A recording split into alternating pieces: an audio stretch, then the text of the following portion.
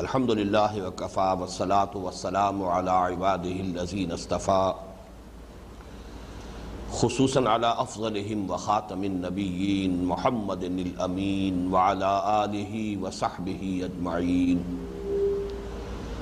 اما بعد فقد قال اللہ تبارک وتعالی کما ورد فی سورة البقرہ اعوذ باللہ من الشیطان الرجیم بسم اللہ الرحمن الرحیم ان الذين آمنوا والذين هادوا والنصارى والصابئين من آمن بالله واليوم الآخر وعمل صالحا فلهم أجرهم عند ربهم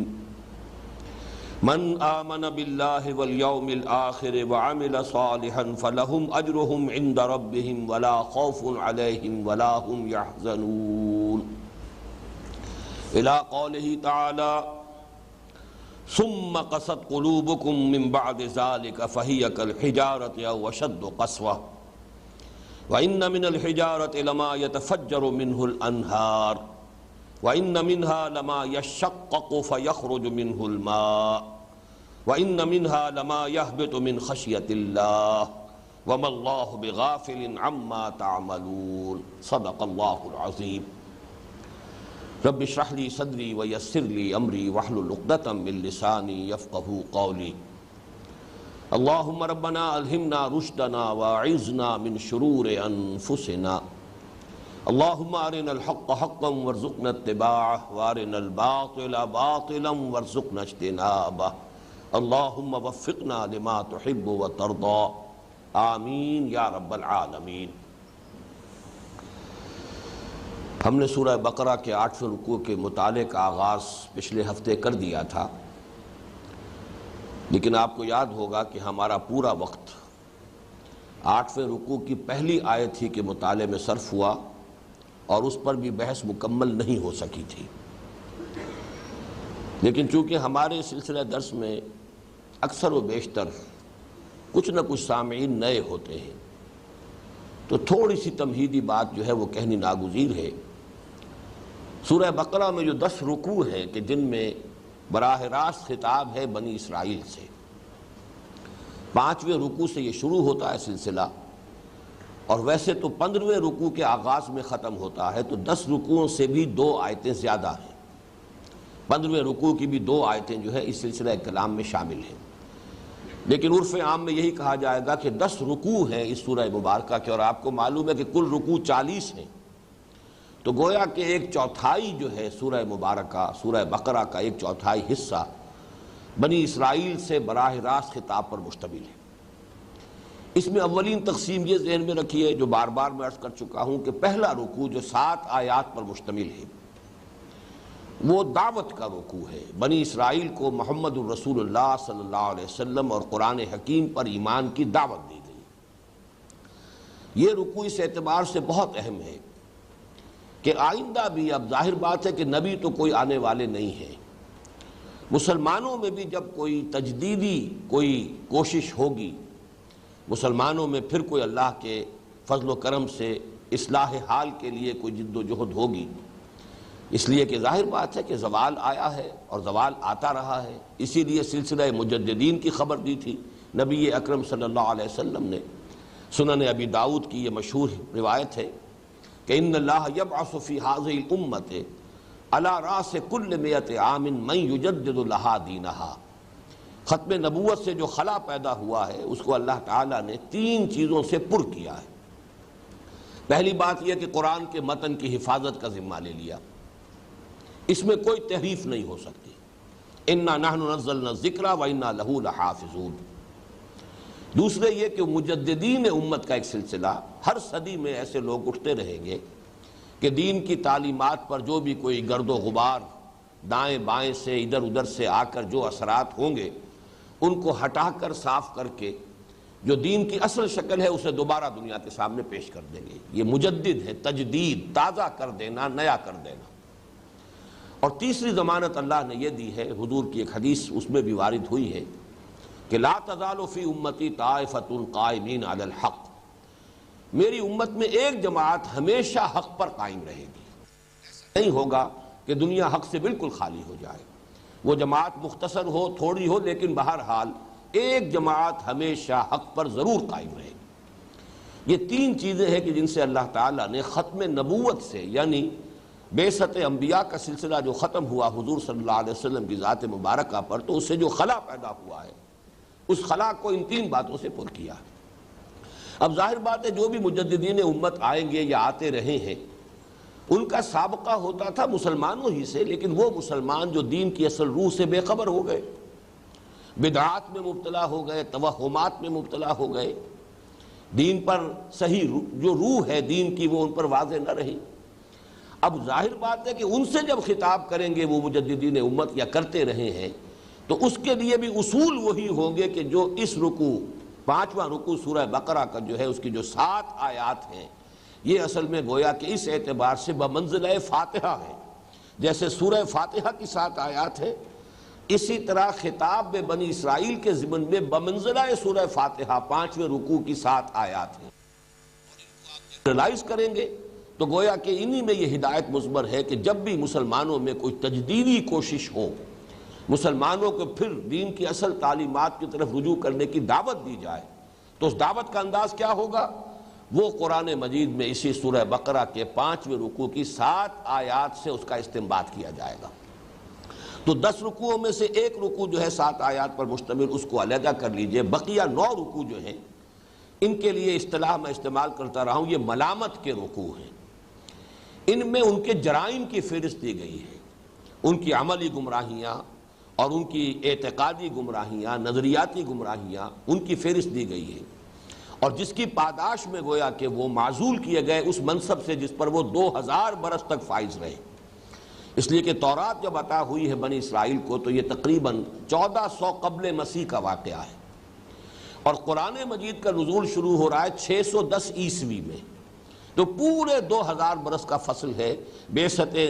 محمدی صلی اللہ علیہ وسلم اور نزول تورات کے مابین۔ تو 2000 برس تک یہ امت جو ہے یہ اس روئے ارضی پر اللہ کی نمائندہ رہی ہے۔ دین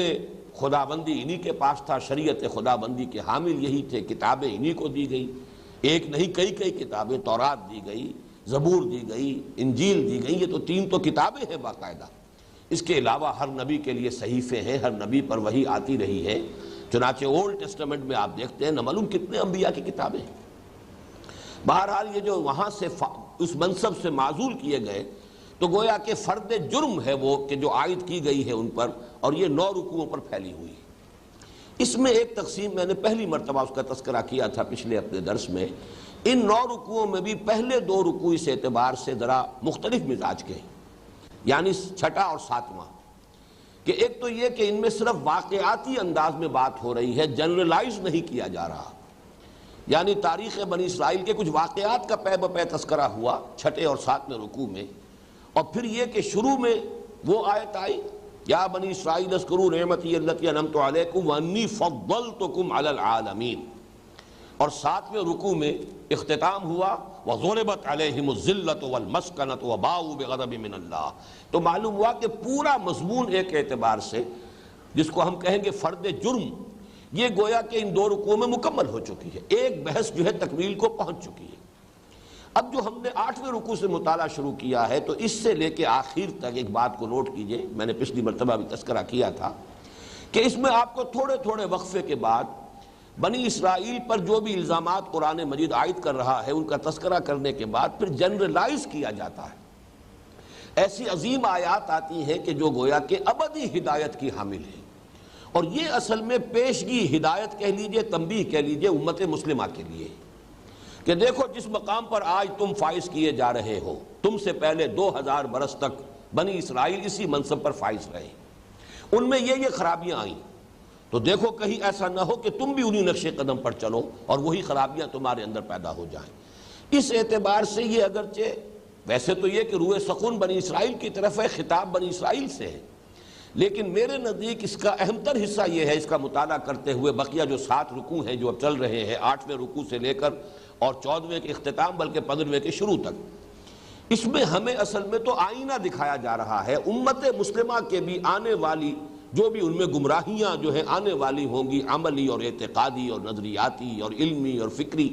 ان سب کی پیشگی تصویر دکھائی جا رہی ہے کہ یہ آئینہ ہے، اسی میں تم دیکھ سکتے ہو کہ وہی ساری خرابیاں تمہارے اندر بھی پیدا ہو گئیں کہ جو بنی اسرائیل میں پیدا ہوئی تھی۔ اس حوالے سے اس حصے کو پڑھتے ہوئے یہ خیال نہیں ہونا چاہیے کہ یہ صرف کوئی پچھلی داستانیں ہیں، اساطیر الاولین ہیں، یہ صرف یہود سے گفتگو ہو رہی ہے۔ یہ گفتگو اصل میں گفتہ آیت در حدیث دیگراں، خوشتراں باشد کے سر دل براں گفتہ آیت در حدیث دیگراں۔ اصل میں یہ گویا کہ گفتگو ہم سے ہو رہی ہے ان کے حوالے سے کہ ان کے ہاں یہ خرابیاں اس طور سے پیدا ہوئیں، مبادا اے مسلمانوں تم بھی انہی گمراہیوں میں مبتلا ہو جاؤ۔ اب یہ میں نے پچھلی مرتبہ بھی لفظ استعمال کیا تھا آئرنی آف فیٹ۔ اب یہ سمجھئے کہ ستم ظریفی ہے حالات کی کہ بعین ہی وہی ساری خرابیاں مسلمانوں میں پیدا ہوئی ہیں۔ ان آیات کا مطالعہ کرتے ہوئے ہم خود اگر دروں بینی سے کام لیں گے اور اپنے حالات پر اگر ناقدانہ نگاہ ڈالیں گے تو معلوم ہوگا بعین ہی اسی نقش قدم پر ہم چلے ہیں۔ اسی لیے میں نے وہ حدیث بھی آپ کو سنائی تھی، یہ حدیث کے جو متفق علیہ ہے سند کے اعتبار سے جو سب سے اونچا درجہ ہو سکتا ہے احادیث نبویہ کا، اسی درجے کی یہ حدیث بھی ہے کہ بخاری اور مسلم دونوں میں موجود ہے۔ ان ابی سعید الخدری رضی اللہ عنہ ان رسول اللہ صلی اللہ علیہ وسلم قال لَتَتَّبِعُنَّ سُنَنَ مَنْ كَانَ مِنْ قَبْلَكُمْ شِبْرًا بِشِبْرٍ وَذِرَاعًا بِذِرَاعٍ حَتَّى لَوْ دَخَلُوا جُحْرَ ضَبٍّ لَتَبِعْتُمُوهُمْ قُلْنَا يَا رسول اللہ الْيَهُودُ وَالنَّصَارَى قَالَ فَمَنْ۔ حضرت ابو سعید خدری فرماتے ہیں رضی اللہ تعالی عنہ کہ حضور نے ارشاد فرمایا مسلمانوں تم بھی لازماً جو تم سے پہلے لوگ گزرے ہیں انہی کے نقش قدم پر چلو گے، بالشت کے ساتھ بالشت اور ہاتھ کے ساتھ ہاتھ۔ یہ گویا کہ محاورہ ہے کہ بعین ہی ان کے نقش قدم پر چلو گے۔ ان کا کوئی قدم بالشت بھر تھا تو تم بھی بالشت بھر قدم بڑھاؤ گے، اور کوئی ہاتھ بھر چھلانگ لگائی ہے انہوں نے تو تم بھی لگاؤ گے۔ حتیٰ لو دخلوا جوہر ضب، یہاں تک کہ اگر وہ گوہ کے بل میں داخل ہوئے تھے لَتَبِعْتُمُوهُمْ تو تم بھی ان کی پیروی کرو گے، تم بھی گوہ کے بل میں ضرور داخل۔ قلنا یا رسول اللہ، حضرت ابو سعید خدری فرماتے ہیں کہ ہم نے اس پر عرض کیا اللہ کے رسول کیا آپ کی مراد یہود اور نصارہ ہے؟ یا رسول اللہ الیہود والنصارہ؟ قال فمن، آپ نے فرمایا وہ نہیں تو اور کون؟ وہی سابقہ امت مسلمہ ہے، اس لیے کہ نصارہ کی علیحدہ حیثیت نہیں ہے، وہ تو وہی سلسلہ بنی اسرائیل جو ہے امت وہی ہے۔ اسی لیے انجیل میں آپ کو معلوم ہے کوئی نئی شریعت نہیں ہے، وہی شریعت موسوی، بلکہ متی کی انجیل میں حضرت مسیح علیہ السلام کے الفاظ موجود ہیں کہ یہ نہ سمجھنا کہ میں شریعت ختم کرنے آیا ہوں، شریعت موسوی تم پر لاگو رہے گی۔ یہ تو سینٹ پال نے اسے منسوخ کیا ہے۔ تو آج کی جو یہ عیسائیت ہے یہ اصل میں حضرت مسیح کی طرف اس کی نسبت ہی غلط ہے، یہ پالزم ہے، سینٹ پال کا مذہب ہے کہ جس کو آج کے عیسائی اختیار کیے ہوئے ہیں، نام اس کا کرسچینٹی ہے، ورنہ حضرت مسیح علیہ السلام نے جو تعلیمات دی تھی ان میں سے متعدد جو بنیادی باتیں انہیں تبدیل کر دیا سینٹ پال نے۔ بہرحال اس ضمن میں جو اہم ترین آیت ہے وہ پہلی ہے جس پر کہ ہم گفتگو کر چکے ہیں، اس کے بارے میں میں زیادہ دہراؤں گا نہیں۔ یہ کون سی گمراہی ہے جو اس آیت کے ذریعے سے جس کا ازالہ کیا جا رہا ہے؟ ہمیشہ مسلمان امتوں میں جو ایک گمراہی پیدا ہوئی وہ یہ ہے کہ چونکہ ہم اس امت میں شامل ہیں لہذا محض شمولیت اور اس نسبت کی وجہ سے ہم تو بخشے بخشا ہیں، یا ہمارے ساتھ تو کوئی پریفرنشل ٹریٹمنٹ ہوگا، استثنائی معاملہ ہوگا، تو کسی گروہی نسبت کے ساتھ نجات کو وابستہ کر لینا یہ وہ گمراہی ہے، مشترک گمراہی جو تمام مسلمان امتوں میں پیدا ہوئی۔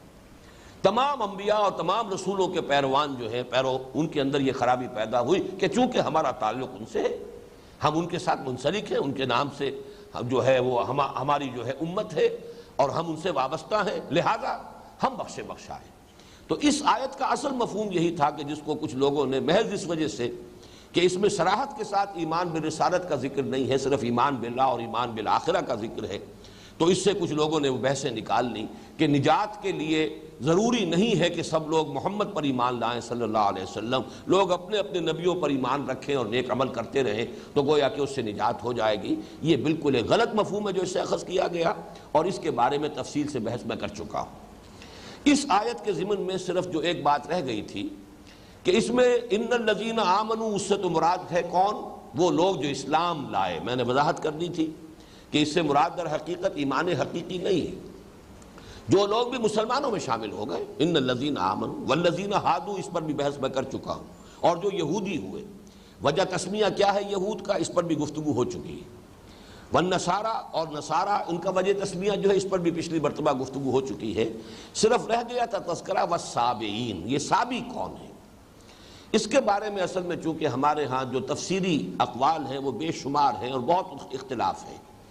اب چونکہ اس نام سے کوئی فرقہ، کوئی گروہ، کوئی امت، کوئی قوم دنیا میں موجود نہیں ہے، اس حوالے سے بھی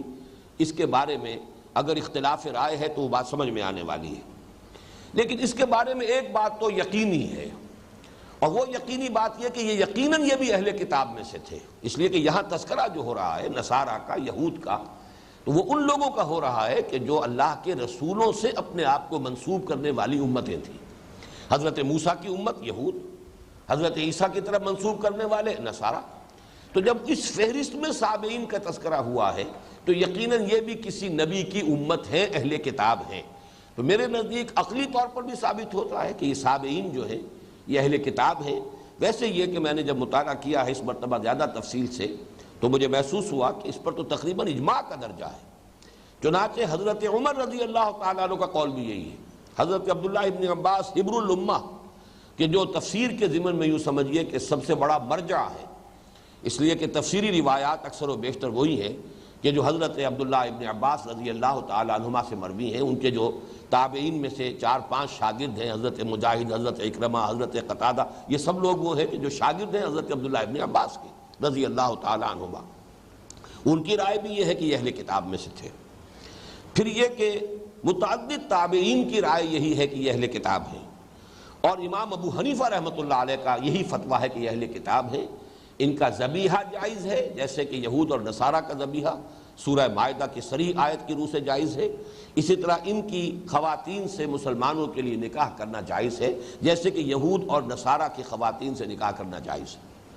اور یہ لوگ جو ہے اب دو رائے ملتی ہیں۔ ایک تو یہ کہ یہ اپنے آپ کو حضرت یحییٰ علیہ السلام کی امت کہتے تھے، جو اب نہیں رہے دنیا میں۔ یہ موجود تھے نزول قرآن کے وقت، ان کا کچھ لوگ جو ہے موجود تھے شام اور عراق کی سرحد کے اوپر، یہ لوگ آباد تھے،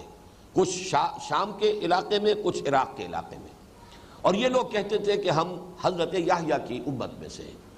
لیکن میرے نزدیک دوسرا قول زیادہ راجح ہے، اور وہ یہ ہے کہ یہ حضرت ابراہیم علیہ السلام سے براہ راست اپنے آپ کو منسوب کرتے تھے۔ مجھے یہ بات اس لیے زیادہ قرین قیاس معلوم ہو رہی ہے کہ اس آیت میں جو تذکرہ ہے ان الذین آمنوا، یہ وہ ہیں جو محمد الرسول اللہ صلی اللہ علیہ وسلم پر ایمان لانے والے ہیں۔ والذین ہادوا، یہ وہ ہیں کہ جو حضرت موسیٰ علیہ السلام کی طرف اپنے آپ کو منسوب کر رہے ہیں۔ والنصارى، یہ وہ ہیں جو حضرت عیسیٰ کے ساتھ اپنے آپ کو منسوب کر رہے ہیں۔ اب اس میں جو اولو العزم من الرسل ہیں، ان میں چونکہ اسی علاقے میں خود حضرت ابراہیم علیہ السلام رہے ہیں، تو حضرت ابراہیم علیہ السلام کے ساتھ بھی تو کچھ لوگ ہوں گے کہ جو حضرت ابراہیم سے تو اپنے آپ کو منسوب کرتے رہے، لیکن یہ کہ وہ کسی اور دوسرے رسول پر ایمان نہیں لائے۔ چنانچہ آپ کو معلوم ہے کہ حضرت ابراہیم کی ایک نسل وہ ہے جو حضرت اسماعیل سے چلی ہے، جو حجاز میں آباد ہوئی۔ اس نسل میں 2500 برس تک کوئی نبی، کوئی رسول نہیں آئے، لہذا یہ اپنے آپ کو کہتے تھے کہ ہم حنیفی ہیں، حضرت ابراہیم ہی کے ہم نقش قدم پر ہیں، لیکن ظاہر ہے نہ کوئی ان کے پاس کوئی شریعت تھی، نہ کوئی کتاب تھی، نہ کوئی صحیفے تھے، کچھ بھی نہیں تھا، اور وہ بدترین شرک میں مبتلا ہو چکے تھے۔ انہی میں پھر اللہ تعالیٰ کی رحمت جوش میں آئی اور حضور صلی اللہ علیہ وسلم کی بعثت ہوئی۔ تو 2500 برس تک وہاں کوئی نبی نہیں، کوئی رسول نہیں۔ دوسری شاخ ہے اصل میں کہ جس میں نبوت اور رسالت کا سلسلہ تسلسل کے ساتھ جاری رہا۔ حضرت اسحاق کے بیٹے حضرت یعقوب، حضرت یعقوب کے بیٹے حضرت یوسف اور حضرت موسیٰ کے مابین معلوم ہوتا ہے کہ یہ سلسلہ منقطع رہا ہے، کوئی نبی اس نسل میں بھی مبعوث نہیں ہوا۔ لیکن پھر حضرت موسیٰ علیہ السلام سے جو سلسلہ شروع ہوا ہے تو وہ تار ٹوٹا ہی نہیں حضرت عیسیٰ علیہ السلام تک۔ یہ 1400 برس تاریخ انسانی میں بڑے عجیب ہیں کہ 1400 برس تک سلسلہ نبوت کا تار منقطع ہوا ہی نہیں۔ جیسے کہ حضور کی حدیث ہے بہت مشہور، بخاری شریف کی روایت ہے، کانت بنو اسرائیل تسوسہم الانبیاء کلما ہلک نبی خلفہ نبی۔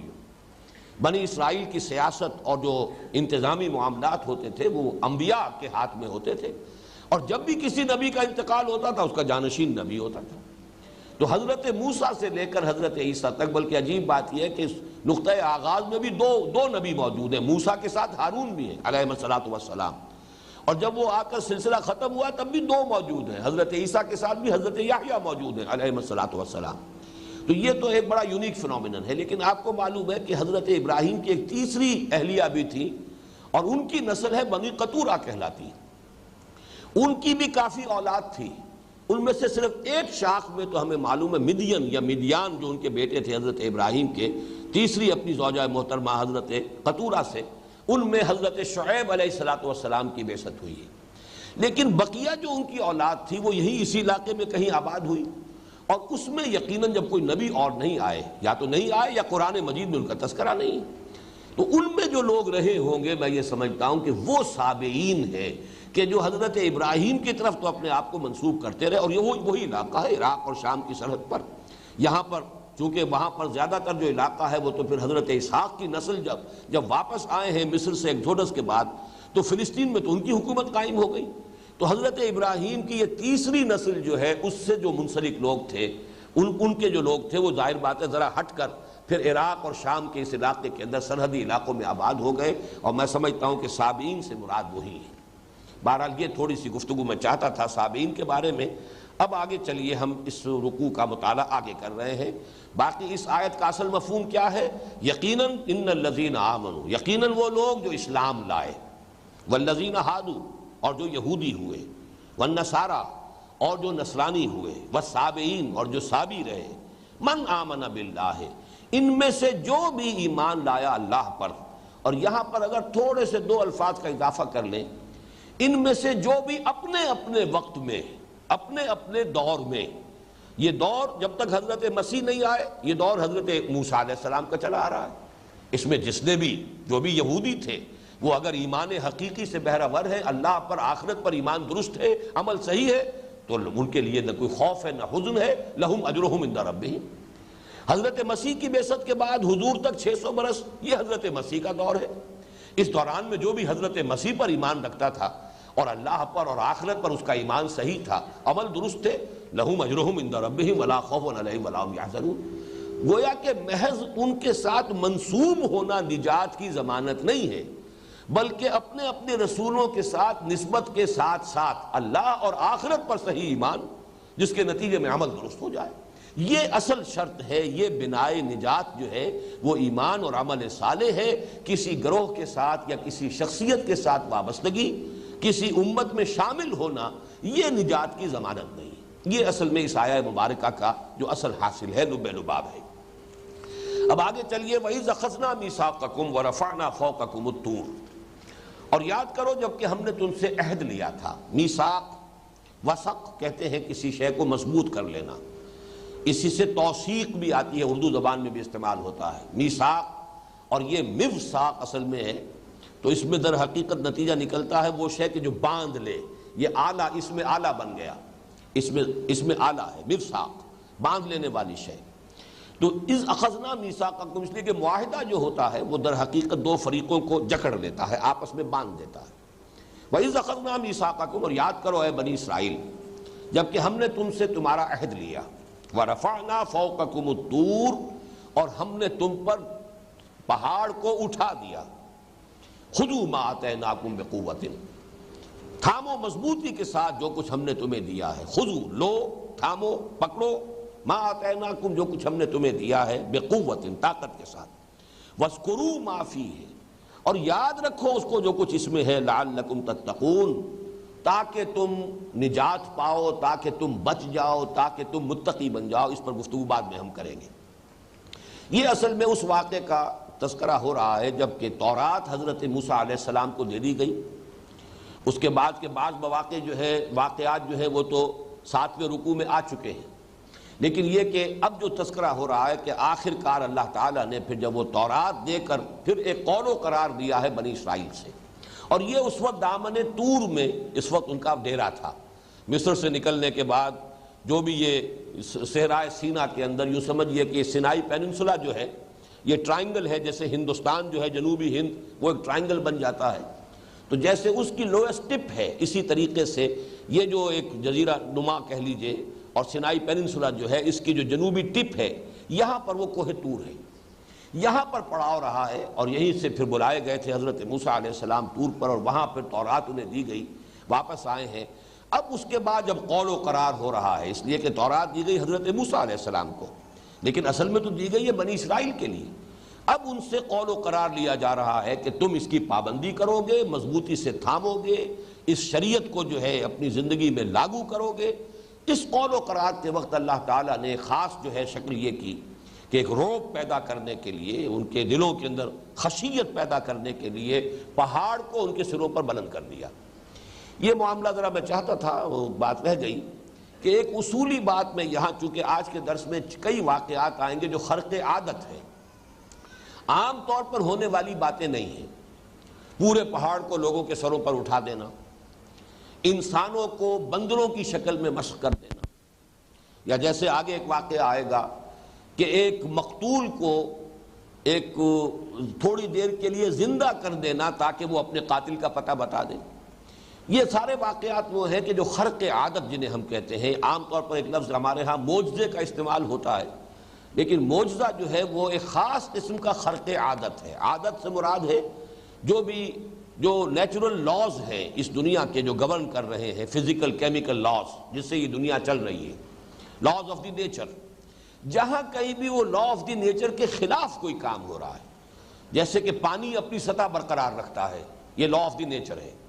لیکن یہ کہ حضرت موسیٰ کا عصا جو ہے سمندر پر پڑا اور دریا جو ہے یا سمندر پھٹ گیا، دو حصوں کے اندر بالکل دو ٹیلوں کی طرح دو حصے کھڑے ہو گئے۔ یہ خرق عادت ہے۔ خرق کے معنی پھاڑ دینا، کاٹ دینا، توڑ دینا۔ اخرقتھا لتغرق اہلھا، حضرت موسیٰ علیہ السلام کا جو واقعہ ہوا تھا حضرت خضر کے ساتھ، تو انہیں جب کشتی کو حضرت خضر نے کشتی کا ایک تختہ توڑ دیا تھا، تو وہاں وہ لفظ آتا ہے خرقتھا لتغرق اہلھا، آپ نے کشتی کا جو ایک تختہ توڑ دیا۔ کیا چاہتے ہیں آپ چاہتے ہیں کہ اس کشتی میں جو لوگ سوار ہیں انہیں غرق کر دیں؟ تو خرق کہتے ہیں پھاڑ دینا، توڑ دینا، اور خرق عادت یعنی جو لاز آف دی نیچر ہیں انہیں پھاڑ دینا، توڑ دینا۔ عام عادی قانون کے برعکس کوئی شے ظہور میں آئے گی، اسے خرق عادت کہیں گے۔ وہ خرق عادت جب کبھی نبی کے ہاتھ سے ہوتا ہے اور دعوے کے ساتھ ہوتا ہے، اسے معجزہ کہتے ہیں۔ معجزہ بنا ہے اعجاز سے، کسی کو عاجز کر دینا، عاجز کر دینا، بے بس کر دینا۔ معجزہ وہ چیز ہے جو مخالفین کو بے بس کرنے کے لیے اللہ تعالیٰ کی طرف سے خرق عادت کسی نبی کے ذریعے سے ظاہر ہوتا تھا۔ جیسے کہ حضرت صالح علیہ السلام کی قوم نے مطالبہ کیا تھا کہ ہم مان لیں گے آپ کو کہ آپ اللہ کے رسول ہیں اگر ہماری نگاہوں کے سامنے ابھی سامنے چٹان میں سے ایک گابھن اونٹنی برآمد ہو جائے، یہ ہمارا مطالبہ ہے، یہ معجزہ آپ دکھا دیجیے۔ یہ گویا کہ یہ ایک نشانی انہوں نے طلب کی، اللہ تعالیٰ نے ان کی بات مان لی اور وہ گابھن اونٹنی جو ہے برآمد ہو گئی۔ اب گویا کہ وہ عاجز آ گئے، اب ان کے پاس کوئی اب دلیل نہیں تھی، کوئی بہانہ نہیں تھا کہ حضرت صالح کی دعوت کو وہ رد کر سکے۔ تو معجزہ وہ خرق عادت ہے جو کوئی نبی یا رسول دعوے کے ساتھ دکھاتا ہے۔ عام خرق عادت عام لوگوں کے ذریعے سے بھی اللہ تعالیٰ کبھی کبھی، جنہیں ہم کرامات کہتے ہیں، اللہ تعالیٰ اپنے نیک بندوں کے ذریعے سے بعض اوقات ایسی چیز ظاہر کروا دیتے ہیں کہ جو عام حالات میں سمجھ میں نہیں آتی، اس کی کوئی توجیہ ممکن نہیں ہے، تو اس کو کسی بھی غیر نبی کے لیے اسے کرامات کہا جاتا ہے۔ وہ کرامت ہے، اللہ تعالیٰ کسی کی عزت اور اعزاز کے لیے اس کے ذریعے سے کوئی ایسی شے ظاہر کر دے، لیکن اس میں کبھی دعویٰ نہیں ہوگا، اس لیے کہ وہ جو نبی کا معاملہ ہوتا ہے وہ تو پھر مطالبے کے مطابق اور دعوے کے ساتھ کہ یہ میں جو پیش کر رہا ہوں، جیسے کہ حضرت موسیٰ علیہ السلام نے دعوے کے ساتھ دو نشانیاں پیش کی، اپنا عصا ہے اور اپنا وہ جو آپ کا دست مبارک جو ہے وہ ید بیضا اور عصا موسیٰ، یہ دو معجزے، یہاں تک کہ مقابلہ کرنے کا معاملہ ہوا ہے اور جادوگروں سے آپ نے مقابلہ کیا، وہ دعوے کے ساتھ ہوتا ہے۔ لیکن اولیاء اللہ کی کرامات میں کہیں کوئی دعویٰ نہیں ہوتا، کہیں وہ یہ نہیں کہتے کہ یہ ہم نے اپنے اختیار سے کیا، یا دعوے کے ساتھ ہم اس کو پیش کر رہے ہیں۔ بہرحال یہ جو خرق عادت کے واقعات آ رہے ہیں بنی اسرائیل کی تاریخ میں، تو ہمارے جدید مفسرین کا رجحان میں نے یہ دیکھا ہے کہ وہ ان کی کسی نہ کسی طرح سے کوشش کرتے ہیں کوئی ایسی تعویل ہو جائے کہ جو عام جو فزیکل لاز ہیں ان کے مطابق نظر آئے، اس سے ہٹ کر نظر نہ آئے۔ یہ در حقیقت رجحان میرے نزدیک بنیادی طور پر غلط ہے اگر اصولی طور پر ایک بات سمجھ لی جائے، اور وہ بات یہ ہے کہ نسل انسانی کے دوران کا جو بھی ارتقاء ہوا ہے ذہنی، اس کے دوران اللہ کا یہ معاملہ جو ہے اصول کے اعتبار سے سامنے رکھیے کہ جب کہ ابھی نسل انسانی بحیثیت مجموعی عہد طفولیت میں تھی ذہنی اعتبار سے، تو اس وقت جو ہے ان کے لیے عقل اور حکمت کی باتوں کو سمجھنا ممکن نہیں تھا۔ ابھی وہ ذہنی اعتبار سے میچور نہیں تھے، ابھی بحیثیت مجموعی نوع انسانی اس سطح پر نہیں پہنچی تھی کہ انہیں برہان کے ذریعے سے، دلیل کے ذریعے سے، عقل کے ذریعے سے ان کو وہ بات سمجھائی جا سکے کہ جو بات انسان جو ہے وہ بہرحال ایک میچور ذہن کا انسان سمجھ سکتا ہے۔ لہذا ان کے ساتھ معاملہ یہ ہوتا تھا کہ ایسی ہی چیزیں، اگرچہ اس کو بلا تشبیہ سمجھیے، یہ تشبیہ جو ہے یہاں مناسب نہیں ہے، بچوں کے لیے کھلونے ہوں گے، بچوں کو کھیلنے کے لیے کھلونے دیے جائیں گے، تو جبکہ ابھی نسل انسانی بحیثیت مجموعی اہل طفولیت میں ہے، تو ان کے لیے یہ ہے کہ ان کو ایسے خرق عادت چیزوں کے ذریعے ہی سے صحیح راستے کی طرف، حق کی طرف، بھلائی کی طرف راغب کرنے کا معاملہ رہا ہے۔ یہی وجہ ہے کہ قرآن مجید سے بھی ثابت ہوتا ہے کہ ابتدا میں یہ تھا کہ جب کوئی قربانی پیش کرتا تھا تو اس قربانی کے قبولیت کی علامت یہ ہوتی تھی کہ آسمان سے ایک آگ، ایک شعلہ جو ہے اترتا تھا، اور وہ شے جو بھی پیش کی گئی ہے اللہ کی جناب میں اسے بھسم کر دیتا تھا، جلا کر راکھ کر دیتا تھا۔ یہ علامت تھی اس بات کی کہ اللہ نے تمہاری قربانی قبول کر لی۔ سورہ مائدہ میں جو تذکرہ ہے حضرت آدم کے دو بیٹوں نے، اذ قربا قربانا فتقبل من احد ولم يتقبل من الاخر، ایک کی قبول ہو گئی دوسرے کی قبول نہیں ہوئی۔ کیسے معلوم ہو گیا؟ اس لیے کہ وہ نشانی موجود تھی۔ آج ظاہر بات ہے کہ ہم بھی قربانیاں دیتے ہیں، باقی اللہ ہی جانتا ہے کہ کس کی قربانی اللہ نے قبول کی ہے، یا کہ انسان کا اپنا دل جو ہے گواہی دے سکتا ہے، اور یا یہ کہ اللہ کے علم میں ہے بس۔ لیکن یہ کہ اس وقت اس طریقے سے ایک باقاعدہ علامت ظاہری کے ذریعے سے اس کی قبولیت کا اعلان ہو جاتا تھا۔ اسی طرح کا معاملہ ہے کہ حضور صلی اللہ علیہ وسلم کو حصی معجزہ کوئی نہیں دیا گیا، اس لیے کہ اب نسل انسانی جو ہے وہ عہد طفولیت سے نکل چکی ہے، میچور ہو چکی ہے، بالغ ہو چکی ہے، عاقل ہو چکی ہے۔ لہذا حضور کا سب سے بڑا معجزہ یہ قرآن ہے، یہ مانوی معجزہ ہے، یہ حصی معجزہ نہیں ہے۔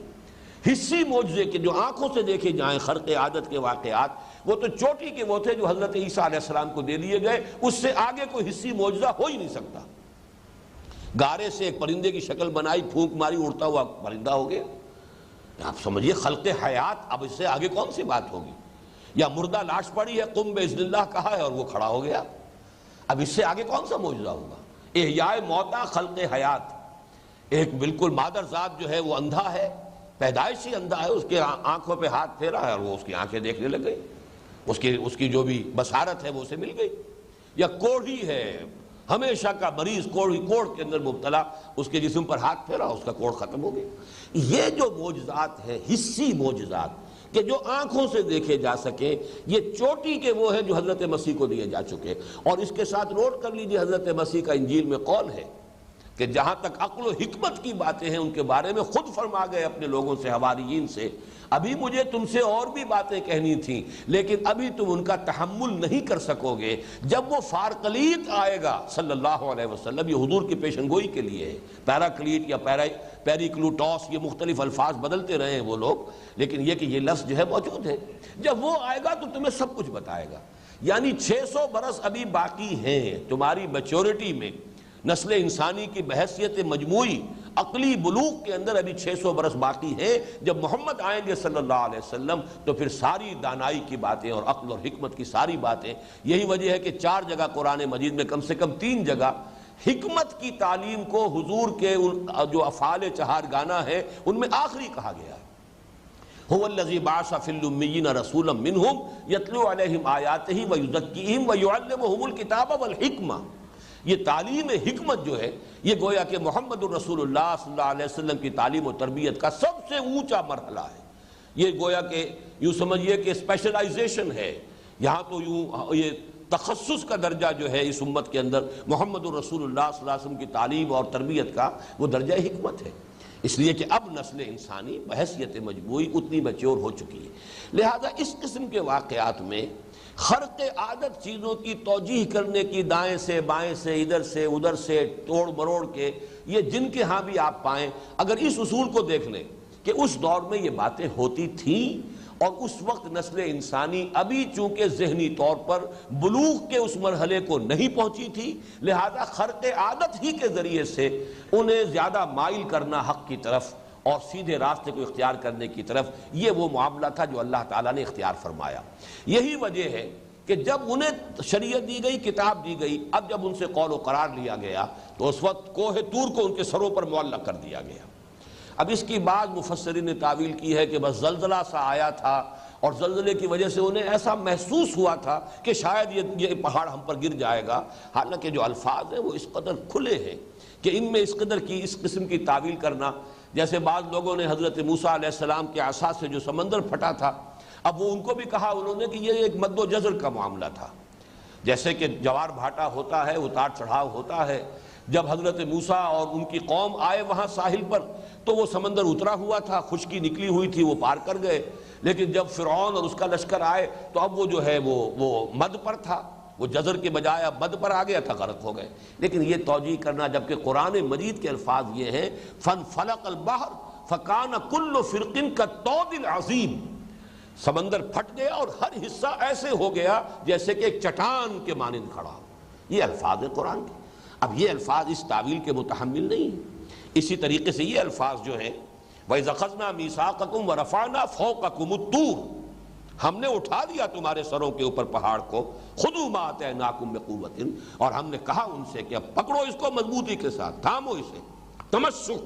اس کے ساتھ تمہارا تمسک ہونا چاہیے. وَاذْكُرُوا مَا فِيهِ، اور اس کتاب جو تمہیں دی جا رہی ہے تورات، یاد رکھو اسے، مستحضر رکھو اسے حرز جان بناؤ،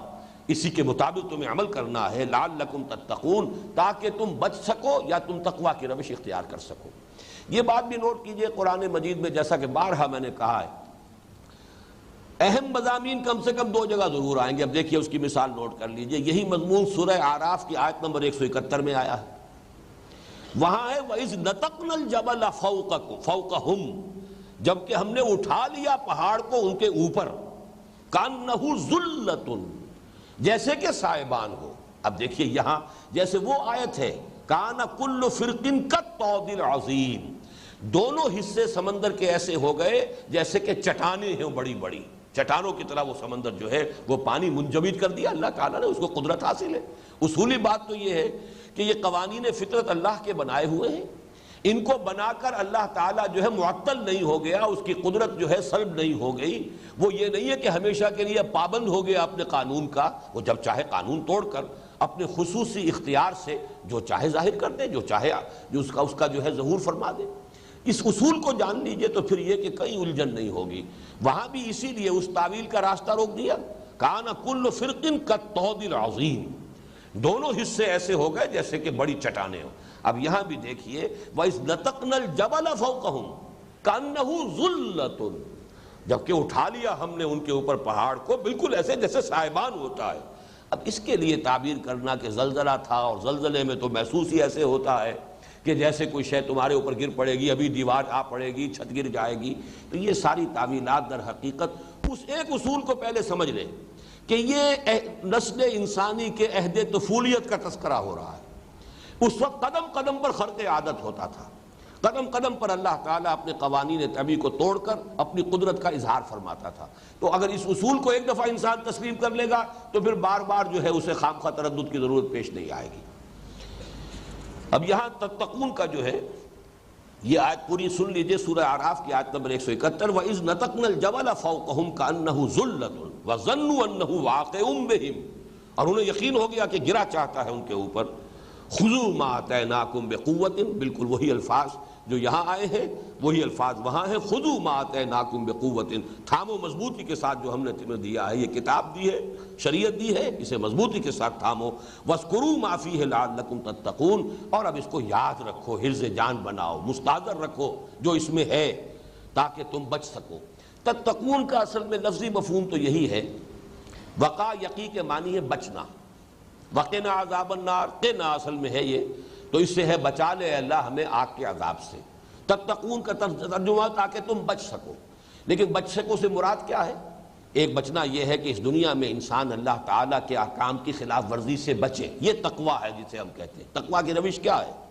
اللہ کے احکام کو نہ توڑا جائے، اللہ کے فرامین جو ہے ان کی پابندی کی جائے، بچ بچ کر پھونک پھونک کر قدم رکھا جائے. زندگی کے کسی معاملے میں بھی کوئی ایسا قدم میں نہ اٹھا بیٹھوں کہ جس سے میرا پروردگار ناراض ہو جائے. تو یہ تقویٰ کی عملی روش ہے، بچنا پیش نظر ہے.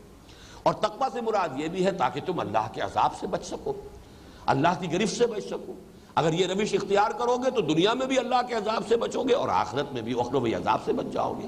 تو یہ دونوں ترجمے ہو سکتے ہیں، تاکہ تم تقویٰ کی روش اختیار کر سکو، یا یہ کہ اس سب کا جو اصل مقصود ہے تاکہ تم اللہ کی ناراضگی سے، اللہ کی گرفت سے، اللہ کے عذاب سے، اللہ کی سزا سے بچ جاؤ۔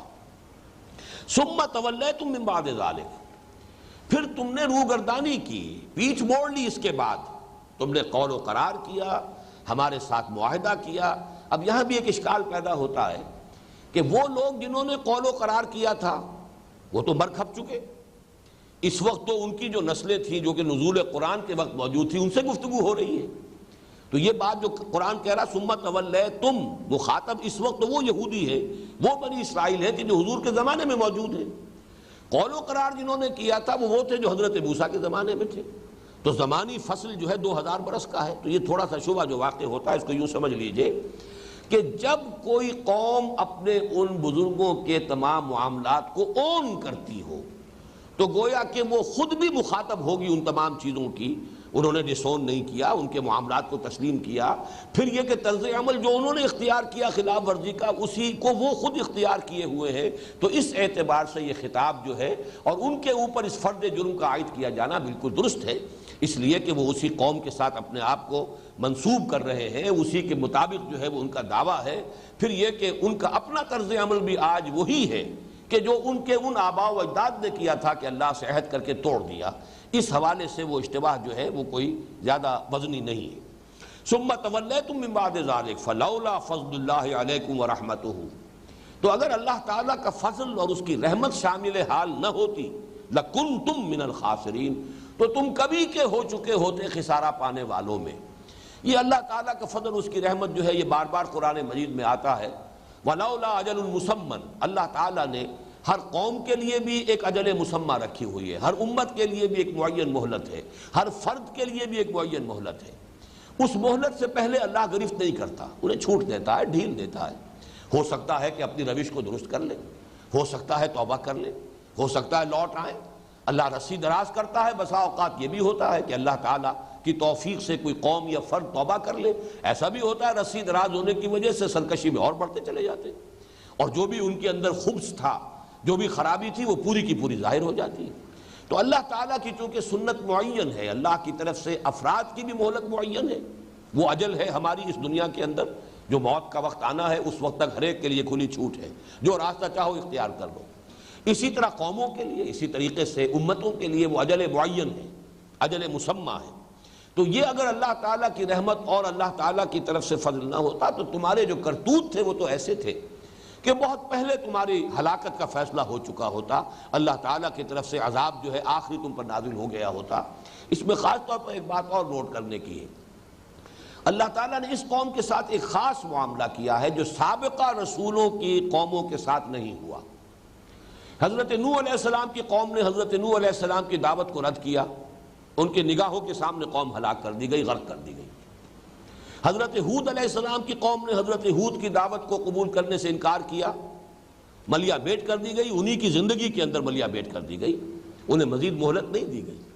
حضرت صالح کی قوم کا بھی یہی حشر ہوا، حضرت لوط کو بھیجا گیا سدوم اور عامورہ کی بستیوں کی طرف، اس کے رہنے والوں کا یہی حشر ہوا۔ حضرت شعیب علیہ السلام کی قوم جو تھی اس کا یہی حشر ہوا۔ حضرت موسیٰ ان کے ساتھیوں کی نگاہوں کے سامنے آل فرعون جو ہے، فرعون اور آل فرعون غرق کیے گئے۔ لیکن یہود کے ساتھ ایک رعایت ہوئی ہے اللہ کی۔ اللہ تعالیٰ کی یہ رعایت جو ہے اگرچہ اس کا جو نتیجہ نکلنے والا ہے وہ تو جو میری کتاب ہے سابقہ اور موجودہ مسلمان امتوں کا ماضی حال اور مستقبل، تفصیل سے میں یہ چیزیں لکھ چکا ہوں، لیکن یہ کہ یہ معاملہ کسی اور قوم کے ساتھ نہیں ہوا ہے۔ اب اسے چاہے آپ پریفرنشل ٹریٹمنٹ کہہ لیں، وَأَنِّي فَضَّلْتُكُمْ عَلَى الْعَالَمِينَ کا ایک مظہر یہ بھی ہے کہ اس قوم کو حضرت مسیح علیہ السلام کی بعثت کے بعد ہلاک ہو جانا چاہیے تھا۔ قانون خداوندی یہی رہا، اس لیے کہ حضرت مسیح کے بارے میں صراحت کے ساتھ قرآن میں ہے رسولاً الی بنی اسرائیل، سورہ آل عمران میں پوری وضاحت کے ساتھ کہ انہیں رسول بنا کر بھیجا گیا ہے بنی اسرائیل کی طرف۔ سورہ صف میں بھی ہے وَإِذْ قَالَ عِيسَى ابْنُ مَرْيَمَ يَا بَنِي إِسْرَائِيلَ إِنِّي رَسُولُ اللَّهِ إِلَيْكُمْ مُصَدِّقًا لِمَا بَيْنَ يَدَيَّ مِنَ التَّوْرَاةِ وَمُبَشِّرًا بِرَسُولٍ يَأْتِي مِن بَعْدِي اسْمُهُ أَحْمَدُ۔ تو بنی اسرائیل کی طرف رسول بنا کر حضرت مسیح بھیجے گئے، اور حضرت مسیح کی نہ صرف یہ کہ انہوں نے دعوت قبول نہیں کی بلکہ اپنے بس پڑتے تو انہیں سولی پر چڑھا دیا۔ اس کے باوجود اس قوم کو ہلاک نہیں کیا گیا۔ اب یا تو یہ ایک رعایت ہے، یا یہ کہ بہرحال چونکہ اس کا آخری جو حشر ہونا ہے،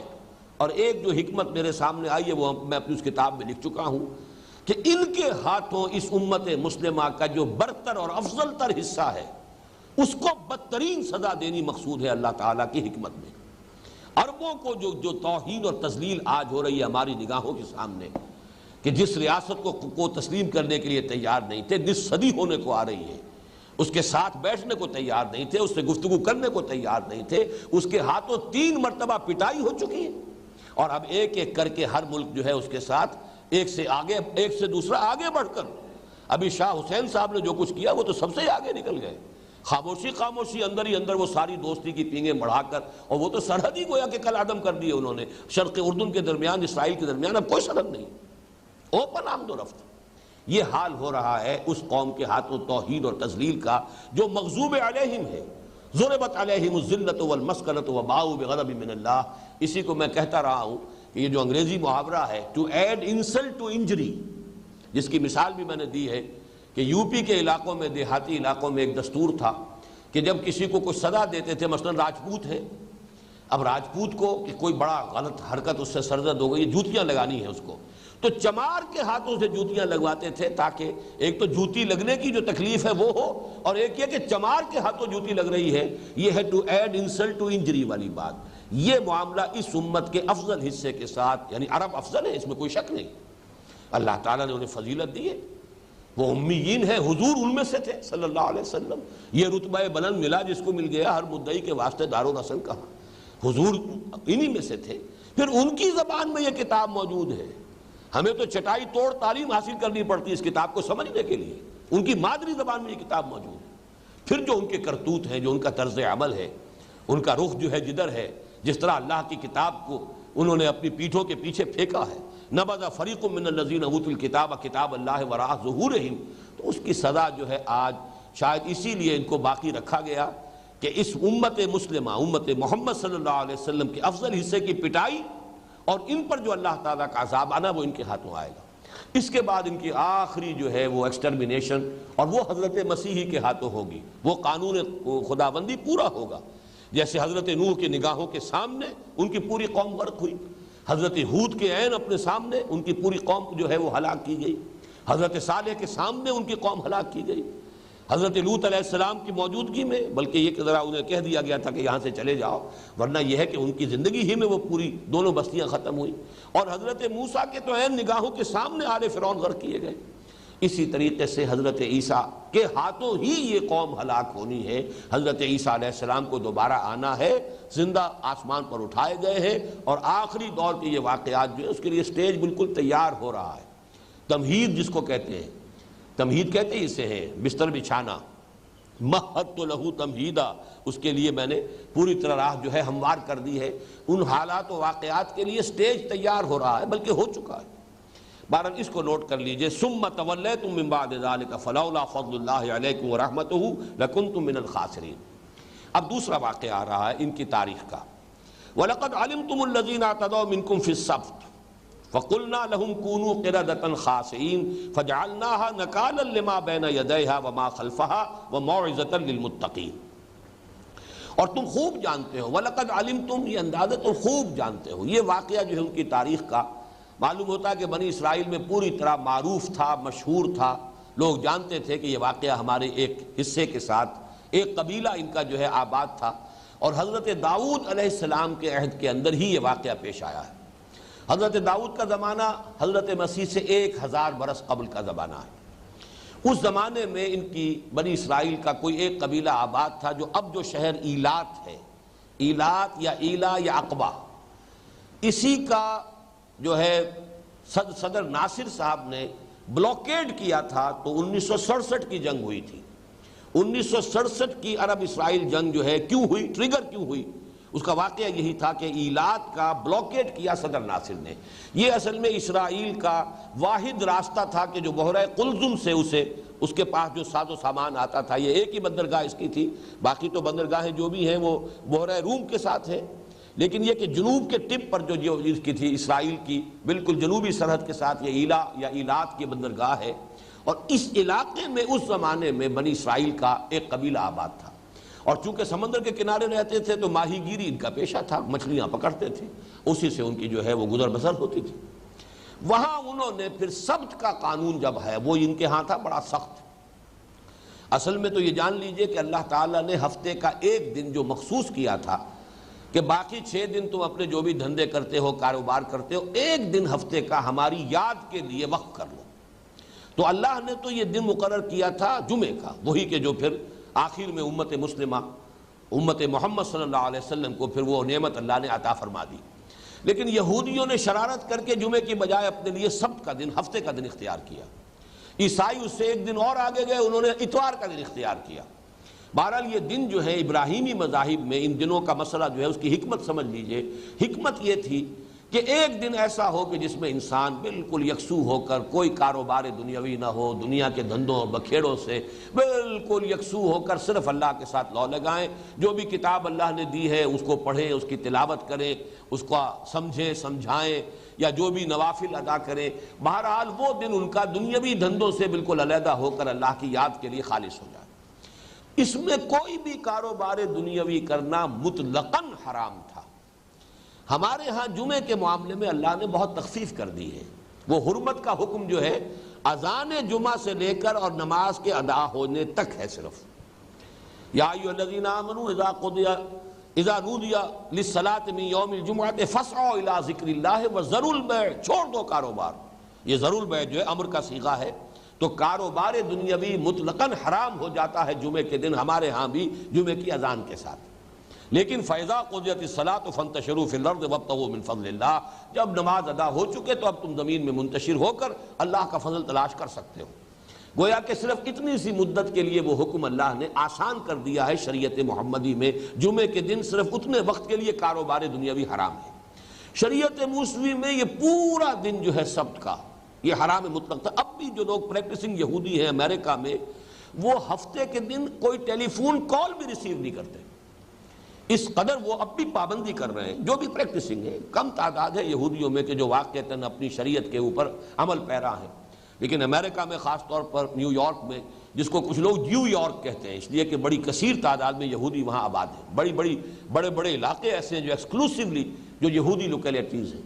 ان میں ان کے سینیگاگز ہیں، اور آپ ان کے ہاں دیکھیں گے چلت پھرت جو ہے ان کی بڑی لمبی لمبی داڑھیں، لمبے لمبی زلفیں، لمبے لمبے سیاہ کوٹ ان کے، اور دور سے کوئی شخص دیکھے تو معلوم ہو کہ کوئی بہت ہی بڑا کوئی عالم دین مسلمان چلا آ رہا ہے، سوائے اس کے کہ وہ ٹوپی ان کی چونکہ ہے وہ کالی ٹوپی، صرف اس کے ساتھ چونکہ وہ ہیٹ نما چھجا بھی ہوتا ہے، اس سے تو آپ سمجھ سکتے ہیں کہ یہ یہودی ہے، ورنہ باقی ہر اعتبار سے وہ بڑا متشرع قسم کا مسلمان نظر آتا ہے۔ اس لیے کہ شریعت موسوی اور شریعت محمدی علیہ صاحب الصلاۃ والسلام میں بہت سی چیزوں میں بڑی مماثلت ہے۔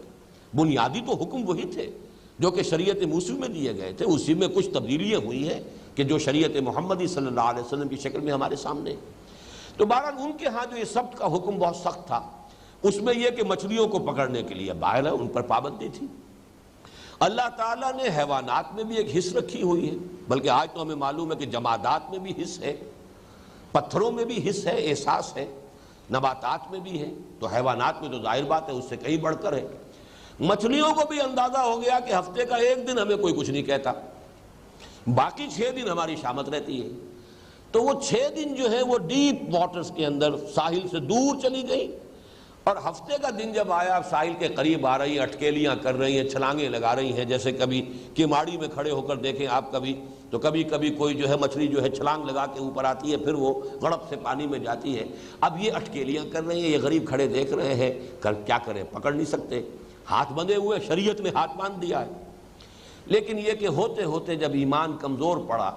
تو اب ہوتا یہ ہے کہ شریعت کو ظاہر کو برقرار رکھتے ہوئے اس کی روح کو ختم کرنا،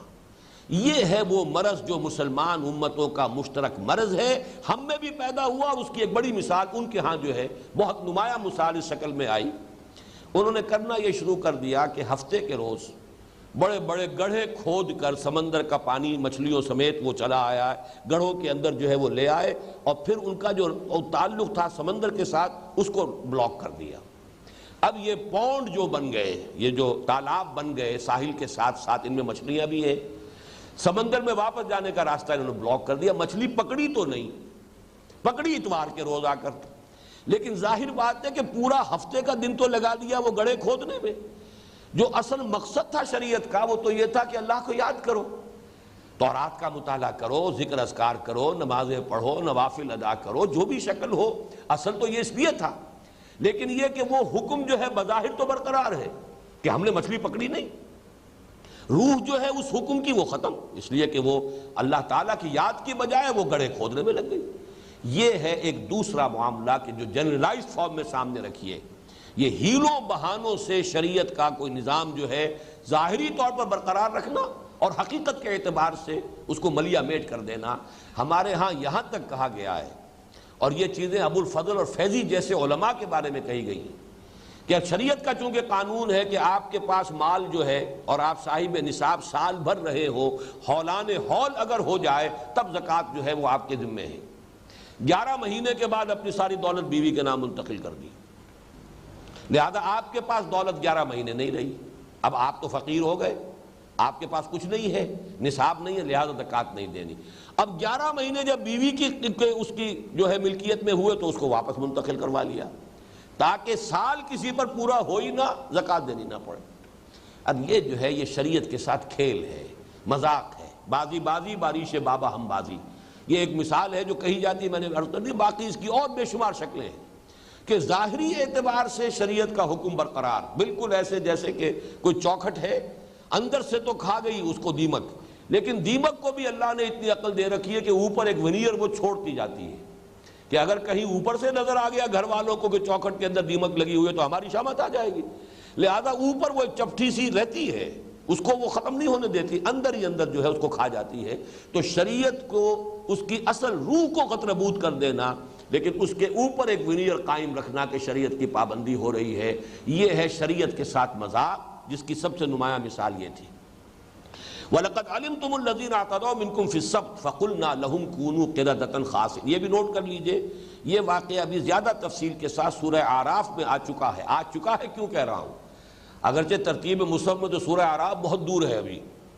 لیکن یہ کہ چونکہ ترتیب نزول میں سورہ اعراف مکی ہے اور یہ ہم پڑھ رہے ہیں سورہ بقرہ یہ مدنی ہے، اس کے نزول سے قبل سورہ اعراف نازل ہو چکی ہے، لہذا تفصیل جو ہے 163 آیت سے لے کر 166 آیت تک، یعنی 4 آیات میں وہاں تفصیل کے ساتھ یہ واقعہ آیا ہے. اور جو باقی تفاصیل انشاءاللہ جب وہاں پہنچیں گے تو اسی وقت اس کا مطالعہ کریں گے. اس وقت جتنی ضروری بات تھی اس آیت کو سمجھنے کے لیے وہ میں نے گوش گزار کر دی. وَلَقَدْ عَلِمْتُمُ الَّذِينَ اعْتَدَوْا مِنْكُمْ فِي السَّبْتِ، اور تم خوب جانتے ہو اپنے میں سے ان لوگوں کو جنہوں نے ہفتے کے قانون میں زیادتی کی، اس کو غتربود کیا، اس کو توڑا. وَقُلْنَا لَهُمْ كُونُوا قِرَدَةً خَاسِئِينَ، تو ہم نے ان سے کہہ دیا، یعنی ہمارا یہ حکم ہوا کہ بن جاؤ ذلیل بندر. یہاں پھر وہی دقت پیش آتی ہے ہمارے جدید مفسرین کو کہ یہ مس جو ہے مانوی تھا، ان کی سیرت کے اعتبار سے تھا، ان کے کردار کے اعتبار سے تھا، یہ شکلیں جو ہے تبدیل نہیں کی گئی تھی. یہ پھر وہی دقت ہے، خرق عادت کی کوئی توجیہ ایسی کرنے کی کوشش کہ جس میں فزیکل لاز ٹوٹنے نہ پائیں. یہ اصل میں ایک خاص دور میں تو اس کا بہت ہی ہمارے علماء اور مفسرین کو جو ہے اس کا بہت شوق رہا ہے، اس لیے کہ یہ پچھلی صدی کے اواخر میں جبکہ سائنس آئی ہے ہمارے ہاں، اور وہ سائنس کا دور بھی تھا نیوٹونین فزکس کا دور، تو اس پر اتنا یقین تھا اس سائنس کے اوپر، فزکس کے اوپر، کہ گویا کہ قرآن مجید کو بھی ہم نے اس کے تابع کرنے کی کوشش کی. اگرچہ اس صدی میں جبکہ نیوٹونین ایرا شروع ہو چکا ہے، فزکس کے پریمیسز چینج ہو چکے ہیں، اس کی بنیادیں ہل چکی ہیں، اب وہ میٹر نام کی کوئی شے ہے ہی نہیں دنیا میں. میٹر ہے کیا؟ یہ تو انرجی ہی انرجی ہے، میٹر تو کوئی شے ہے ہی نہیں. جو کبھی دو علیحدہ علیحدہ کیٹیگریز تھی، matter and energy, and matter is indestructible, یہ ساری جتنی بھی باتیں تھیں وہ سب کی سب ہوا ہو چکی ہیں. لیکن کچھ لوگ ابھی تک اسی فضا میں رہتے ہیں. یہیں پر اسی مقام پر لیکچر دیا تھا گائے ایٹن صاحب نے، اور میں نے حیران رہ گیا تھا ان کی زبان سے یہ الفاظ سن کر کہ آپ یہ نہ سمجھیے یورپ کے لوگ بھی اکثر و بیشتر، مغرب کے لوگ، یورپ کے، امریکہ لوگ بھی، وہ بھی آج بھی نیوٹونین ایرا میں رہ رہے ہیں ذہنی اعتبار سے. یہ جو آئنسٹائن کا فلسفہ اور اس کے حوالے سے جو سارے فزکس کے معاملات میں انقلاب آ چکا ہے، یہ صرف فزسسٹ جو ہیں، فزکس پڑھنے والے، اور جو اس کے علماء ہیں، اس کے جو اسکالرز ہیں، وہ ان کو معلوم ہے۔ عام آدمی آج بھی نیوٹونین ایرا میں سانس لے رہا ہے، مغرب کا عام آدمی بھی۔ تو ہمارے ہاں تو ظاہر بات ہے کہ یہ صورت جو ہے اس سے بھی زیادہ شدید ہے، تو ہر چیز کی کوئی نہ کوئی جو ہے فزیکل توجیہ کرنے کی کوشش قطعاً کوئی ضرورت نہیں، شکلیں مسخ کی گئی ان کی، اور اس کے بعد آتا ہے روایات میں کہ 3 دن میں وہ سب کے سب ہلاک بھی ہو گئے۔ یہ مسخ جو ہے یہ اس معنی میں نہیں تھا کہ وہ مستقل پھر رہے ہوں، ان کو بندروں کی شکل میں تبدیل کیا گیا، کونوا قردۃ خاسئین، 3 دن تک وہ اس حالت میں رہے ہیں شدید کیفیت کے اندر، اس کے بعد وہ سب ہلاک ہو گئے۔ فَجَعَلْنَاهَا نَكَالًا لِمَا بَيْنَ يَدَيْهَا، تو ہم نے بنا دیا اسے نشان عبرت ان سب کے لیے بھی جو اس وقت موجود تھے سامنے۔ اب یہاں بھی نوٹ کیجئے، اگر شکل نہیں بدلتی تو نشان عبرت کیسے ہو جائیں گے؟ بندروں کی خاصیت، بندروں کی سی سیرت تو آج بھی لوگوں کے اندر ہے۔ میں نے یہ واقعہ کئی مرتبہ پہلے تو بیان کیا، بہت عرصہ ہو گیا اس کا تذکرہ نہیں ہوا، مولانا احمد علی صاحب کا جوانی کا دور کا واقعہ یہ، جو اس زمانے میں نظر بند تھے یہ، اس نے وہ جو بھی انگریزوں کا دور تھا، اور اس میں وہی ریشمی رومال کی تحریک کے ضمن میں ان کا بھی کہیں نام تھا، تو یہ لاہور میں لا کر نظر بند کیے گئے تھے۔ وہ نوجوانی کا دور جو ہے ان کا شیراں والا دروازے کے آس پاس جو ہے وہ گزرا ہے۔ وہ یہ بیان کرتے ہیں کہ ایک روز میں یہ ڈبی بازار کا علاقہ جو ہے، شیراں والا سے پیچھے سے ہو کر جب آتے ہیں تو وہ ڈبی بازار میں، اور یہ کشمیری بازار کا علاقہ ملحق ہے، کہ میں یہاں ایک روز کو دن کا وقت، دوپہر کے وقت میں کہیں گھوم رہا تھا، تو ایک عجیب سا درویش ملا، اور اس نے کہا کہ میں کسی انسان سے ملنا چاہتا ہوں، مجھے کوئی پتہ دے سکتے ہو، کسی انسان سے ملاقات کر سکوں۔ اب ان کا نوجوانی کا دور تھا، کہا کہ میں نے استہزائی انداز میں کہا یہ بھرا بازار ہے، آپ کو انسان نظر نہیں آ رہے؟ یہ سارے کون ہیں؟ یہ سب جو چاروں طرف ہے، یہ چل رہے ہیں، سودا خرید رہے ہیں، دکانوں پہ سودا بیچ رہے ہیں، یہ انسان نہیں ہے؟ لیکن انہوں نے کہا اس شخص نے، نہیں مجھے تو کوئی انسان نظر نہیں آ رہا۔ اور اس وقت پھر مولانا احمد علی کہتے ہیں کہ میری عجیب کیفیت ہو گئی کہ میں نے جب دیکھا تو معلوم ہوا کسی دکان پر بندر بیٹھا، کسی پر سور بیٹھا ہے، کسی پر کوئی اور لنگور بیٹھا ہے، سب لوگوں کی جو مانوی سیرتیں تھیں وہ ظاہر ہو گئی ہیں۔ تو ہم اب بھی سیرت و کردار کے اعتبار سے تو کسی کے اندر وہ نقالی ہے، بندر والی نقالی ہے، کسی کے اندر اونٹ والا کینہ جو ہے وہ موجود ہے، کسی کے اندر حرص ہے، کسی میں حسد ہے، کسی میں بغض جو ہے، یہ ساری کی ساری بیماریاں مسلمانوں کے اندر۔ کوئی اتنا جو ہے یوں سمجھئے کہ صفاک ہے کہ بھیڑیا ہے اصل میں انسانی شکل کے اندر،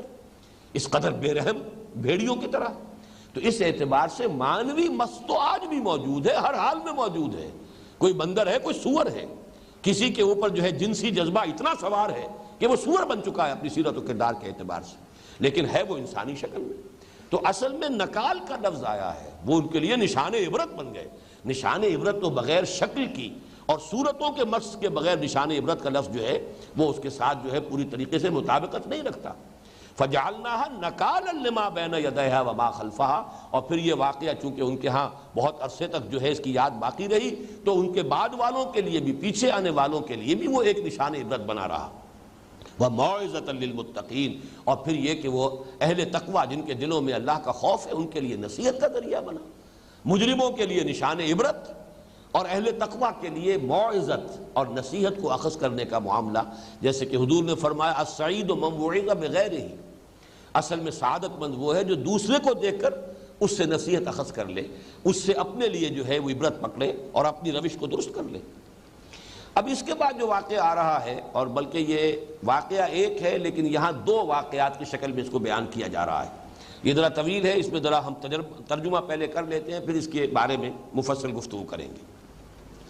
وَإِذْ قَالَ مُوسَىٰ لِقَوْمِهِ إِنَّ اللَّهَ يَأْمُرُكُمْ أَن تَذْبَحُوا بَقَرَةً، اور یاد کرو جب کہ کہا تھا موسیٰ نے اپنی قوم سے، یقیناً اللہ تمہیں حکم دے رہا ہے کہ ایک گائے کو ذبح کرو۔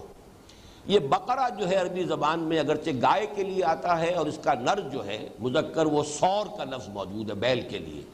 لیکن عام یوسیج میں نر اور مادہ دونوں کے لیے بھی بقرہ کا لفظ استعمال ہو جاتا ہے۔ اس لیے بعض لوگوں کا خیال، بعض لوگوں نے ترجمہ بیل کیا ہے یہاں، لیکن یہ کہ اس سے آگے چل کر جب بات آتی ہے عوان بین ذالک، نہ بکر ہو تو یہ کہ بن بیاہی ہو، بچیا، وہاں ثابت ہو جاتا ہے کہ یہاں مراد بیل نہیں بلکہ گائے ہے۔ ایک گائے ذبح کرو۔ قالوا اتتخذنا ہزوا، انہوں نے کہا کیا آپ ہمارا مذاق اڑا رہے ہیں، ہم سے استہزاء کر رہے ہیں، تمسخر کر رہے ہیں، یہ کیا بات آپ نے کہی کہ گائے ذبح کرو؟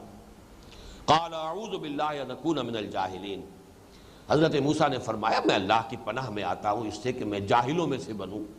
یہ مزاح کرنا، استہزاء کرنا، یہ نبی کی شان نہیں ہوتا۔ ایک جان لیجئے ایک مزاح ہوتا ہے، لطیف انداز کا مزاح، وہ اور شے ہے۔ مذاق اور استہزاء اور تمسخر یہ تو کسی شریف انسان کے بھی شایان شان نہیں کو جائے کہ نبی اور جلیل القدر نبی اور رسول اور اولو العزم من الرسول میں سے حضرت موسیٰ علیہ السلام کے شایان شان ہو۔ البتہ مزاح جو ہے شگفتگی مزاج کی، وہ حضور صلی اللہ علیہ وسلم کے ہاں بھی تھی، وہ ایک بالکل دوسری شے ہے۔ معاذ اللہ قال اعوذ باللہ ان اکون من الجاہلین قالوا ادع لنا ربک یبین لنا ما ہی۔ انہوں نے کہا کہ ذرا اب اپنے رب سے درخواست کرو، پکارو اپنے رب کو کہ وہ ہمارے لیے واضح کر دے کہ وہ کیسی گائے چاہتا ہے، کیسی گائے ہم ذبح کریں۔ قال انہ یقول انہا بقرۃ لا فارض ولا بکر۔ حضرت موسیٰ نے فرمایا کہ اللہ تعالیٰ ارشاد فرما رہا ہے کہ وہ گائے ایسی ہونی چاہیے کہ نہ تو بہت بوڑھی ہو فارض، ولا بکر، اور نہ وہ بچھیا ہو بن بیاہی کہ ابھی اس کے ہاں کوئی اور جو ہے ولادت نہ ہوئی ہو کسی بچڑے یا بچھیا کی۔ تو یہاں ثابت ہو جاتا کہ بیل کے ساتھ یہ معاملہ نہیں ہو سکتا، یہ بکر کا لفظ جو ہے وہ تو گائے ہی پر یعنی مؤنث ہی پر اس کا اطلاق ہوگا۔ لا فارض ولا بکر عوان بین ذالک، اس کے بین بین ہونی چاہیے، درمیانی عمر کی ہو، بالکل بچیا بھی نہ ہو اور بہت بوڑھی بھی نہ ہو۔ ففعلوا ما تؤمرون، تو اب کر گزرو جس کا تمہیں حکم دیا جا رہا ہے، ذبح کرو۔ قالوا ادع لنا ربک یبین لنا ما لونھا۔ اب انہوں نے مزید ایک جو ہے پخ نکالی، انہوں نے کہا کہ ذرا پھر دوبارہ اپنے رب سے درخواست کیجئے، پکاریے اپنے رب کو، مناجات کیجئے، مراقبہ کیجئے، اور اس سے کہیے کہ وہ ہمیں واضح کر دے پوری طرح، یبین لنا ما لونھا، اس کا رنگ کیسا ہونا چاہیے۔ قال انہ یقول انہا بقرۃ صفراء۔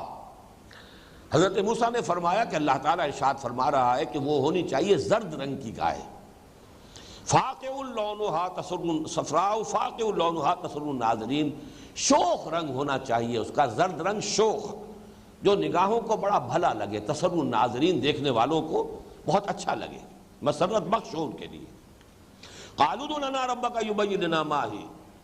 پھر کہا انہوں نے کہ پھر ذرا اپنے رب سے مناجات کیجئے، پکاریے اپنے رب کو، اور ذرا کہیے کہ اچھی طرح واضح کر دے وہ ہمارے لیے کہ وہ کیسی گائے کی قربانی چاہتا ہے۔ ان البقرہ تشابہ علینا، یہ کچھ ہمارے اوپر کچھ یہ جو ہے متشابہ ہو گئی ہے، کیسی گائے، کس طرح کی گائے، اور ذرا پوری طریقے سے تعیین ہو جائے۔ وَإِنَّا إِنْ شَاءَ اللَّهُ لَمُهْتَدُونَ، اور انشاءاللہ یہ ہم کوئی گریز نہیں کر رہے، بچنا نہیں چاہ رہے، فرار کا راستہ نہیں تلاش کر رہے، بلکہ ہم چاہتے ہیں کہ ہم پر بات پوری طرح واضح ہو جائے، انشاءاللہ ہم ہدایت پر ہوں گے، ہدایت یافتہ ہوں گے اور اللہ کے حکم پر عمل کریں گے۔ قال انہ یقول انہا بقرۃ لا ذلول تثیر الارض ولا تسقی الحرث۔ تو حضرت موسیٰ نے فرمایا اللہ تعالیٰ کا ارشاد یہ ہے کہ وہ ایسی گائے ہونی چاہیے کہ اس سے کوئی کام نہ لیا جاتا ہو، کمیری گائے نہ ہو، تثیر الارض،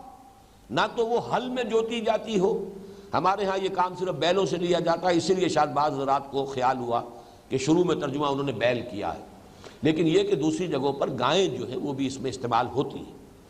لا ذلول تثیر الارض، نہ تو یہ کہ وہ کمیری ہو اس معنی میں کہ اس کو ہل میں جوتا جاتا ہو کہ وہ ہل چلائے زمین میں، ولا تسقی الحرث، اور نہ ہی وہ کسی رہٹ کے اندر جوتی جاتی ہو کہ اس سے وہ کھیتی کے اندر جو ہے سیراب کرے پانی، کسی رہٹ کو چلائے اور اس سے جو ہے پانی کسی کھیتی کے اندر سیراب کیا جائے، یا جیسے کہ بڑے گہرے کنوؤں میں سے کھینچے جاتا ہے پانی ڈول بڑا سا لے کر، اور وہ بیل جو ہے دور تک رسے کو کھینچتے ہوئے چلے جاتے ہیں، تو نہ تو ان کسی کاموں میں سے اس کا کوئی حصہ نہیں ہونا چاہیے۔ مسلمۃ لا شیۃ فیہا، اور دیکھو پوری طرح سالم یک رنگ ہونی چاہیے، اس میں کسی دوسرے رنگ کا کوئی دھبا نہ ہو۔ قالوا الآن جئت بالحق، انہوں نے کہا کہ اب آپ نے بات پوری طرح واضح کر دی، اب آپ صحیح بات جو ہے آپ کی طرف سے اس کی پوری وضاحت ہو گئی۔ فذبحوها وما كادوا يفعلون، تب انہوں نے ذبح کیا اسے اور وہ ہرگز کرنے والے نہیں تھے۔ اب اس میں ذرا سمجھ لیجئے کہ اس کا پس منظر کیا ہے۔ واقعہ جو ہے اصل میں ایک واقعہ ہے جس کو دو واقعوں کی شکل میں چونکہ یہاں بیان کیا جا رہا ہے، میرا خیال ہے بہتر یہ ہے کہ وہ دوسرے واقعے کو بھی ہم ترجمے کی حد تک مکمل کر لیں، پھر اس پر گفتگو کرتے ہیں۔ وَإِذْ قَتَلْتُمْ نَفْسًا، اب یہاں وَإِذْ قَتَلْتُمْ نَفْسًا سے متبادر یہ ہوتا ہے ظاہرہ کہ یہ دوسرا کوئی واقعہ، علیحدہ واقعہ ہے۔ وَإِذْ قَتَلْتُمْ نَفْسًا، ذرا یاد کرو جب کہ تم نے ایک جان کو قتل کر دیا تھا، فَادَّارَأْتُمْ فِيهَا، پھر تم نے اس میں ایک دوسرے پر الزام بازی شروع کر دی۔ فَتَدَارَأْتُمْ فِيهَا اصل میں یہ ہے، لیکن یہ کہ تے اس کے ساتھ مدغم ہو گئی ہے دال کے ساتھ، فَادَّارَأْتُمْ فِيهَا، تو تم نے ایک دوسرے پر الزام تراشی شروع کر دی، انہوں نے کیا ہوگا، اس نے کیا ہوگا، اس نے کیا ہوگا، اور اس کا جو قاتل جو ہے اس کا سراغ نہیں مل رہا تھا۔ واللہ مخرج ما کنتم تکتمون، اور اللہ تعالیٰ تو نکال کر رہنے والا تھا وہ شے جسے تم چھپا رہے ہو، ظاہر کرنے والا تھا اس شے کو جسے تم چھپانا چاہتے تھے۔ فَقُلْنَا اضْرِبُوهُ بِبَعْضِهَا، تو ہم نے کہا کہ اب ذرا ضرب لگاؤ اس مقتول کو اس ذبح شدہ گائے کے ایک حصے سے، اس کے کسی عضو سے اسے چھو، اسے مارو۔ كَذَلِكَ يُحْيِي اللَّهُ الْمَوْتَى، اسی طریقے سے اللہ تعالیٰ مردوں کو زندہ کرے گا۔ وَيُرِيكُمْ آيَاتِهِ لَعَلَّكُمْ تَعْقِلُونَ، اور اللہ تمہیں اپنی آیات دکھا رہا ہے تاکہ تم عقل سے کام لو، سمجھ سکو، اور تم ان باتوں کا فہم اور تفقہ حاصل کر سکو۔ یہ ہے اصل میں جو دو واقعات کی شکل میں یہاں آیا، اس میں تقریباً اجماع ہے مفسرین کا، یہ ایک ہی واقعہ ہے۔ اور واقعہ یہ ہے کہ ان کے ہاں، اور یہ زمانہ حضرت موسیٰ علیہ السلام کا ہے، تو جان لیجئے ابھی ان کے ہاں حکومت قائم نہیں ہوئی، بلکہ ابھی صحرائے سینا ہی کے اندر وہ جس کو کہ قرآن مجید میں سورہ مائدہ میں کہا گیا یتیہون فی الارض، ابھی یہ صحرائے تی ہی کے اندر بھٹک رہے ہیں، اور 6 لاکھ کی نفری تھی جو مصر سے نکلی ہے۔ اس کے بعد فرض کیجئے کہ درمیانی عرصے تک پہنچ گئے تو 20 برس میں اور ان کی تعداد کتنی بڑی ہوگی۔ تو چونکہ 12 قبیلے تھے تو جہاں پڑاؤ ہوتا تھا تو ہر قبیلے کا علیحدہ علیحدہ پڑاؤ ہے، تھوڑا تھوڑا ان کے درمیان فصل ہوتا تھا۔ وہاں ایک قتل ہو گیا، کسی اسرائیلی کو، کسی اسرائیلی ہی نے ظاہر بات ہے قتل کر دیا، لیکن یہ کہ اب قاتل کا سراغ نہیں مل رہا تھا، کہیں پڑی ہوئی وہ لاش ملی۔ اب اس لاش کے بارے میں سوال پیدا ہوا کہ اس کے قاتل کی کیسے تلاش کی جائے۔ اس کے ضمن میں معلوم ہوتا ہے کہ حضرت موسیٰ علیہ السلام نے کہا کہ گائے ذبح کرو، اور گائے کے ذبح کرنے کے اندر ایک مصلحت یہ سامنے آ گئی کہ چونکہ یہ مصر میں جب رہے تھے، اور مصر میں یہ گائے گاؤ پرستی جسے ہم کہتے ہیں، تقدس کا معاملہ جو ہے گائے کے بارے میں وہ ان کے ذہنوں میں راسخ تھا، اور اسی لیے انہوں نے جب حضرت موسیٰ علیہ السلام کو اللہ تعالیٰ نے بلایا ہے کوہ طور پر تورات دینے کے لیے، تو انہوں نے گائے کی پرستی، بچڑے کی پرستی شروع کی تھی۔ اب یہ ہم یقین سے نہیں کہہ سکتے کہ یہ واقعہ اس سے پہلے کا ہے یا یہ واقعہ اس کے بعد کا ہے، لیکن یہ یقینی بات ہے کہ ابھی صحرائے تی ہی میں قوم تھی، اس لیے کہ حضرت موسیٰ علیہ السلام کا انتقال ہو گیا ہے اسی 40 سال کے عرصے میں۔ یتیہون فی الارض فإنہا محرمۃ علیہم 40 سنۃ یتیہون فی الارض، اور چونکہ حضرت موسیٰ کا واقعہ ہے تو ابھی یہ کہ ان کی بنی اسرائیل کی کوئی ریاست وجود میں نہیں آئی تھی، تھے ابھی صحرائے سینا ہی میں۔ یہ بھی ہو سکتا ہے تورات ابھی نہ دی گئی ہو، اور اسی کا زیادہ گمان ہے کہ اس سے پہلے کا یہ واقعہ ہے۔ اس میں یہ کہ معلوم کرنے کے لیے کہ کس نے یہ کیا ہے، تو شاید حضرت موسیٰ علیہ السلام نے گائے کو ذبح کرنے کا حکم دیا۔ اب گائے کا چونکہ ان کے ہاں ذہنوں میں بیٹھا ہوا تھا کوئی تقدس کا معاملہ، تو وہ گریز کر رہے تھے۔ گریز کے لیے یہ سارے انہوں نے کیسی ہو اس کو اور واضح کیجئے اور واضح کیجئے، کسی طریقے سے فرار کا کوئی راستہ یا مین میخ نکالنے کی ایک عادت کی جو مسلمان امتوں کے اندر پیدا ہو جاتی ہے۔ گریز بھی ہوتی ہے بات سے بچنے کے لیے، ادھر ادھر کے سوالات، یا یہ کہ کوئی حکم دیا گیا ہے تو بجائے اس کے کہ جس سادہ الفاظ میں ایک حکم آیا ہے اس پر عمل کر لیا جائے، اس میں خام خواہ کی مین میخ نکالنا، جس کی ایک مثال ہے کہ جب حج کی فرضیت کا حکم آیا ہے مسلمانوں کے لیے، تو ایک صاحب نے کھڑے ہو کر کہا کہ حضور کیا ہر سال فرض ہے؟ حضور نے اعراض فرمایا، جواب نہیں دیا، وہ ادھر آ گیا، حضور کیا ہر سال فرض ہے؟ پھر آپ نے سکوت اختیار فرمایا، پھر اس نے تیسری مرتبہ سوال کیا، تو پھر آپ نے ذرا سخت لہجے میں ڈانٹ کر اس سے کہا کہ جو چیز اللہ تعالیٰ نے مجمل رکھی ہے تم کیوں اس کے بارے میں کھود کرید کر رہے ہو؟ اگر میں کہہ دوں کہ ہاں ہر سال فرض ہے تو ہمیشہ کے لیے فرض ہو جائے گی ہر سال، لیکن یہ کہ تم خواہ خواہ ایک چیز اللہ تعالیٰ نے مجمل رکھی ہے، زندگی میں ایک مرتبہ بہرحال وہ فرض ہے، باقی یہ کہ جس کو اللہ توفیق دے ہر سال کر سکتا ہو تو کرے۔ اور ایک روایت میں یہ آتا ہے کہ جس شخص کے اندر استطاعت ہو اور 5 سال گزر گئے ہو نہ جا رہا ہو، تو ایک طرح کی ملامت جو ہے اس حدیث کے اندر آئی ہے استطاعت والے کے لیے، اور حلال کے ذریعے سے، حرام ذریعے سے نہیں کہ حرام ذریعے سے دولت کما کر جو ہر سال حج کیا جا رہا ہے اس کو ذہن سے نکال دیجئے، لیکن یہ کہ حلال ذرائع سے کسی شخص کے لیے استطاعت ہے، تو پھر یہ کہ ایک حدیث میں تشویق اور ترغیب ہے کہ 5 سال اگر گزر گئے ہیں اور ایک شخص نہیں گیا ہے تو ایک طرح کی مغایرت سی ہے، شکوہ سا ہے اللہ کی طرف سے اس حدیث کے اندر جو سامنے آیا، اس کا متن میرے اس وقت مستحضر نہیں ہے۔ بہرحال یہ ایک مثال ہے کہ خام خواہ اس طرح کے احکام میں مین میخ نکال کر اپنے اوپر سختیاں کروانا، ایک تو اس کی مثال سامنے آ گئی۔ اب یہ جو گائے ذبح کی گئی تھی، چونکہ بعد میں شریعت موسوی میں قسامہ کا ایک جو واقعہ ان کا ایک طریقہ مقرر کر دیا گیا، اس سے رہنمائی ملتی ہے جو جانور اللہ کے نام پر ذبح کیا گیا ہے وہ گویا کہ شاعر اللہ میں سے ہے۔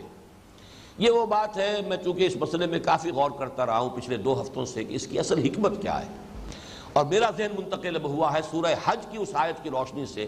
وَالْبُدْنَ جَعَلْنَاهَا لَكُم مِّن شَعَائِرِ اللَّهِ، جو جانور اللہ کے لیے ذبح کیا گیا ہو اسے بھی قرآن نے شاعر اللہ میں سے قرار دیا ہے۔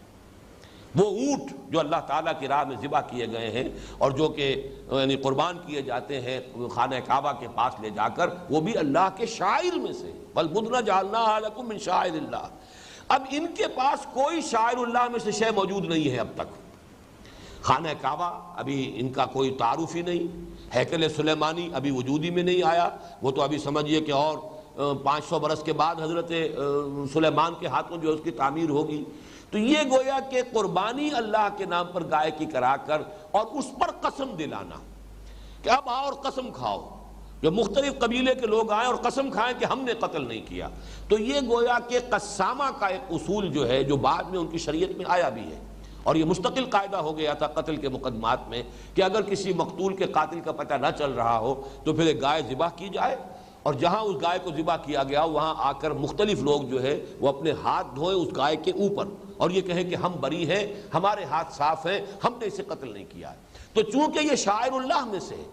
جیسے فرض کیجئے آپ کے ہاں قرآن مجید اٹھوایا جاتا، قسم کھاؤ، حلف اٹھاؤ، قرآن ہاتھ میں اٹھا کر قسم کھاؤ کہ میں نے یہ جرم نہیں کیا ہے، تو اس کے لگ بھگ یہ معاملہ کیا گیا کہ اللہ کے نام پر گائے ذبح کرائی گئی اور اس گائے پر آ کر سب کے سب قسم کھاؤ کہ تم نے قتل نہیں کیا ہے۔ اور چونکہ وہ لوگ یہ بھی کر گزرے لہذا اس کا مسئلہ یہ کیا گیا کہ اللہ تعالیٰ نے پھر آخری شکل یہ کی کہ اللہ حضرت موسیٰ علیہ السلام سے فرمایا کہ اب ذرا اسی گائے کا ایک ٹکڑا جو ہے اس سے اس شخص کی مقتول کی لاش کو چھوؤ اور وہ ہم اسے زندہ کر دیں گے تھوڑی دیر کے لیے، اور پھر یہ کہ وہ اپنے قاتل کا نام بتا کر پھر اس کا انتقال ہو گیا۔ یہ واقعہ ہے کہ جو مفسرین نے بیان کیا ہے، تو یہ گائے کا ذبح کرنے کا حکم در حقیقت متعلق تھا اس سے کہ شاعر اللہ کا ایک وجود ہو اور اس پر قسم لی جائے لوگوں سے کہ وہ اعلان برات کریں کہ ہم نے قتل نہیں کیا، لیکن چونکہ پوری قوم وہ قسم کھا گئی، وہ جو بھی قاتل تھا اس نے بھی قسم کھا لی، وہ اس درجے کا معاملہ جو ہے شقی نکلا، تو اب اس کے لیے آخری شکل اللہ تعالیٰ نے یہ اختیار فرمائی کہ اسی گائے کے عضو سے اس مقتول کی لاش کو چھوا گیا اور تھوڑی دیر کے لیے اس میں جان پڑ گئی، وہ زندہ ہو گیا اور پھر اس نے اپنے قاتل کا نام بتایا اور اس کے بعد اس کا انتقال ہو گیا۔ یہاں فرمایا کذالک یحیی اللہ الموتیٰ، دیکھو تمہارے لیے اس معاملے میں اللہ تعالیٰ نے ایک اضافی جو تمہارے لیے اپنی رحمت رکھی ہے وہ یہ کہ احیاء موتیٰ جو کہ ایمان بالغیب کا ایک حصہ ہے، تمہارے لیے ایک مشاہدہ بھی کروا دیا ہے، جیسے حضرت ابراہیم کے بارے میں بھی اسی سورہ بقرہ میں آگے چل کر آئے گا، رب ارنی کیف تحیی الموتیٰ قال اولم تؤمن قال بلی ولکن لیطمئن قلبی، اگر مشاہدہ کرا دیا جائے تو کیا کہنے ہیں، پھر جو یقین پیدا ہو جائے گا وہ ظاہر بات ہے کہ محض صرف یہ کہ کہنے سے وہ بات شاید اس درجے تک نہ پہنچ پائے۔ کذالک یحیی اللہ الموتیٰ ویریکم آیاتہ، اسی طرح اللہ تعالیٰ مردوں کو زندہ کر دے گا، تمہاری نگاہوں کے سامنے جو ہے مقتول کی لاش میں جان پڑی، اس نے اپنے قاتل کا نام بتایا، اس کے بعد پھر اس کی موت واقع ہو گئی، ویریکم آیاتہ، اور اللہ تعالیٰ تمہیں اپنی نشانیاں دکھا رہا ہے، لعلکم تعقلون، تاکہ تم عقل سے کام لو۔ یہ سارے واقعات جیسا کہ میں نے عرض کیا شروع میں یہ خرق عادت کے قبیل سے ہے، ان کی توجیح جو ہے اس طرح کرنا کہ وہ قانون طبعی کے مطابق نظر آئیں، اس کا تکلف میرے نزدیک قطعاً غلط ہے۔ یہ تمام واقعات خرق عادت نوعیت کے ہیں، اور یہ چونکہ ابھی نسل انسانی بحیثیت مجموعی عہد طفولیت میں تھی ذہنی اعتبار سے، لہذا اس دور میں یہ واقعات ہمیں پے بپے مل رہے ہیں، یہ ہمیشہ کی چیزیں نہیں ہیں۔ شریعت محمدی جب آئی ہے صلی اللہ علیہ وسلم، اور جب قرآن اور دین کی تکمیل ہوئی ہے، تب یہ کہ ان چیزوں کی بجائے سیدھی سیدھی بات عقل سے سمجھو، اپنے عقل کو اور تفقہ اور جو بھی اللہ تعالیٰ نے تمہیں صلاحیت دی ہے ذہنی اور فکری، اس کے حوالے سے حقیقت کو سمجھو اور حق کا اتباع کرو۔ اب اس کے بعد وہ آیت آ رہی ہے کہ یہ جو دائمی، جیسے کہ پہلی آیت تھی ہمیشہ کے لیے دائمی بات، کہ کبھی یہ نہ سمجھنا کہ کسی امت میں ہونے کی وجہ سے تمہاری نجات ہو جائے گی، نجات ہے ایمان اور عمل صالح پر۔ اپنے اپنے دور میں جس جس نبی کی امتیں تھیں، کسی دوسرے نبی کی بعثت سے قبل، وہ اگر اپنے نبی کی امت میں تھے لیکن اللہ پر ایمان اور یقین آخرت کا اور عمل صالح تھا، تو ان کے لیے اللہ تعالیٰ کی طرف سے اجرہم عند ربہم، ان کا اجر محفوظ ہے، ولا خوف علیہم ولا هم یحزنون۔ یہ ہے وہ جو پہلی آیت تھی. اب ذرا یہاں پڑھیے قوموں میں ہو کیا جاتا ہے رفتہ رفتہ، اس وجہ سے کہ ہم تو فلاں امت میں ہیں، جو کچھ بھی ہے لیکن تیرے محبوب کی امت میں ہے. یہ جو بڑھتے بڑھتے بیماری آتی ہے اس کا نام ہے قساوت قلبی، دل کا سخت ہو جانا. جب اندازہ یہی ہے کہ ہم تو بخشے بخشائے ہیں، ہم تو فلاں کے ساتھ وابستہ ہیں، اس کے دامن کے ساتھ وابستہ ہیں، اس سے ہمارا تعلق ہے. نحن ابناء اللہ و احباؤہ، ہم تو اللہ کے بیٹوں کی طرح ہیں، بڑے چہیتے ہیں. جب اس طرح کی چیزیں ہوں گی تو انسان کے اندر بدعملی خود بخود پیدا ہو جائے گی. کاہے کو پھر وہ حرام سے اجتناب کرے اور حلال پر اکتفا کرے. رفتہ رفتہ یہ بے عملی وہ ہے کہ جو پھر لوگوں کے اندر، دلوں کے اندر سختی پیدا کرتی ہے. یہ آیت جو ہے دل لرزا دینے والی آیت ہے. ثم قست قلوبکم من بعد ذلک، پھر تمہارے دل سخت ہوتے چلے گئے اس کے بعد. یہ سارے تم نے مشاہدات بھی کیے، یہ سارے معجزے بھی دیکھے، ہمارے فضل و کرم کے یہ مظاہر تمہارے سامنے آئے، ہم نے تمہیں اس طریقے سے مختلف مواقع پر معاف بھی کیا. ثم عفونا عنکم من بعد ذلک، یہ سب کچھ ہم کرتے رہے، لیکن ہوتا یہ رہا کہ ثم قست قلوبکم من بعد ذلک فہی کالحجارۃ او اشد قسوۃ، پھر اس کے بعد تمہارے دل سخت ہوتے چلے گئے اور اب تو حال یہ ہے کہ وہ پتھروں کے مانند ہو چکے ہیں. فہی کالحجارۃ او اشد قسوۃ، بلکہ پتھروں سے بھی زیادہ ہو گئے سختی کے اندر. وَإِنَّ مِنَ الْحِجَارَةِ لَمَا يَتَفَجَّرُ مِنْهُ الْأَنْهَارُ، پتھروں میں تو وہ بھی ہے کہ جن سے چشمے پھوٹ بہتے ہیں. پتھر چاہے بہت سخت شے ہے، اس میں بھی پورز ہوتے ہیں، ان میں سے بھی پانی رستا رہتا ہے. اور یہ پہاڑی جتنے بھی چشمے جو بہتے ہیں، کہیں سے اچانک چٹان کے اندر سے آپ کو نظر آ رہا ہے بڑی سخت چٹان ہے، اس میں سے پانی جو ہے وہ نکل رہا ہے، اس پر چٹان میں سے بہہ رہا ہے چشمہ. ثم قست قلوبکم فہی کالحجارۃ او اشد قسوۃ وان من الحجارۃ لما يتفجر منه الانہار. ایسے بھی ہوتے ہیں جیسے کہ حضرت موسیٰ علیہ السلام کے عصا کی ایک ضرب سے 12 چشمے پھوٹ بہے تھے چٹان میں سے. تو چٹانیں تو ایسی بھی ہوتی ہیں. خیر وہ تو پھر بھی ایک معجزہ تھا، لیکن یہ کہ عام طور پر بھی چٹانوں کے اندر سے پانی رستا ہے اور چشموں کی شکل اختیار کر لیتا ہے. وان منها لما يشقق فيخرج منه الماء، ان میں سے ایسے بھی ہوتے ہیں جو پھٹ جاتے ہیں اور ان میں سے پانی برآمد ہو جاتا ہے. وَإِنَّ مِنْهَا لَمَا يَهْبِطُ مِنْ خَشْيَةِ اللَّهِ، اور ان میں سے وہ بھی ہیں وہ چٹانیں جو اللہ کی خشیت اور خوف سے گر پڑتی ہیں. وَمَا اللَّهُ بِغَافِلٍ عَمَّا تَعْمَلُونَ، لیکن اللہ غافل نہیں ہے اس سے جو تم کر رہے ہو. تمہارے دلوں کی سختی جو ہے ان پتھروں کی سختی سے زیادہ بڑھ چکی ہے. اس کے ضمن میں بھی ایک بات جان لیجئے. ایک تو جیسا کہ میں واضح کر چکا ہوں، اس کا تعلق آج کے درس کی پہلی آیت کے ساتھ ہے کہ یہ کسی گروہ میں ہونا اور اپنی نجات کے بارے میں مطمئن ہو جانا، نہ چنت ہو جانا، ہم تو نجات یافتہ ہے ہی. اس کا نتیجہ کیا نکلتا ہے وہ یہ ہے ثم قست قلوبکم فہی کالحجارۃ او اشد قسوۃ. اور آج ہم اپنی آنکھوں سے خود مسلمانوں میں یہ کیفیت دیکھ سکتے ہیں. یہ صورتحال جو ہے، البتہ ایک بات ضرور ہے کہ ایک طبی نتیجہ بھی نکلا کرتا ہے، اور وہ طبی نتیجہ حضرت ابوبکر رضی اللہ تعالیٰ عنہ کے قول کے حوالے سے میں نے کئی مرتبہ بیان کیا ہے. ان کے عہد خلافت میں کوئی وفد باہر سے آیا اور اس وفد کے سامنے جب قرآن مجید پڑھ کر سنایا گیا تو ان میں سے بہت سے لوگوں کے آنکھوں سے آنسو بہہ نکلے. حضرت ابوبکر نے اس پر یہ فرمایا ہاکذا کنا حتی قست القلوب، یہی حال ہمارا بھی ہوا کرتا تھا. کبھی قرآن سنتے ہی یا پڑھتے ہی ہماری آنکھوں سے بھی آنسوؤں کی ندیاں رواں ہو جاتی تھیں، یہاں تک کہ دل سخت ہو گئے. اب یہ دل کی سختی جو ہے، یہ جو سختی ہے حضرت ابوبکر جس کا تذکرہ کر رہے ہیں، معاذ اللہ اس سختی پر قیاس نہ کر لیجیے. بسا اوقات الفاظ مشترک ہوتے ہیں. حضور کے لیے لفظ ذنب آ گیا قرآن میں، فاستغفر لذنبک، اے نبی اپنے گناہ کے لیے اللہ تعالیٰ سے استغفار کیجیے. لیکن یہ کہ حضور کا گناہ کیا ہوگا اور ہمارا گناہ کیا ہے، کہیں آپ لفظی مشارکت کی وجہ سے مغالطے میں نہ ہو جائیں کہ نسبت خاک رابہ عالم پاک حضرت محمد صلی اللہ علیہ وسلم کی جو تھوڑی یوں سمجھیے کہ اللہ تعالیٰ کے ساتھ جو تعلق کی شدت ہے، اس کی جو شدت اور حدت ہے، اس میں تھوڑی سی کمی آتی تھی تو اس کو بھی حضور سمجھتے تھے کہ میرے دل پر پردہ آ گیا ہے. انہ لیغان علی قلبی وانی لاستغفر اللہ 70 مرۃ فی کل یوم. لیکن ہم اپنے دلوں کے حجابات پر حضرت حضور کے قلب کے حجاب کو قیاس نہیں کر سکتے. اسی طرح ایک سختی آ جاتی ہے. قرآن مجید جب شروع میں نازل ہوا ہے تو جو کیفیت صحابہ کرام کی ہوتی تھی، اب پڑھتے رہنے سے، مسلسل پڑھتے رہنے سے ظاہر بات ہے کہ ایک اس کے ساتھ مانوسیت بھی ہو گئی ہے، اس کے ساتھ گویا کہ ایک طرح کی عادت سی بھی بن گئی ہے. تو اس کے حوالے سے کسی درجے میں شدت کے اندر کمی آ جانا یہ وہ بات نہیں ہے. وہ قساوت قلبی وہ ہے کہ جس کی وجہ سے انسان فسق اور فجور میں مبتلا ہو جائے اور پھر بھی یہ سمجھے کہ ہم تو بخشے بخشائے ہیں، ہم تو اللہ تعالیٰ کے چہیتے اور لاڈلے ہیں۔ اللہ تعالیٰ اس قسم کے تمام مغالطوں سے ہمیں اپنی امان میں رکھے۔ اقول قولی ھذا واستغفر اللہ لی ولکم ولسائر المسلمین والمسلمات۔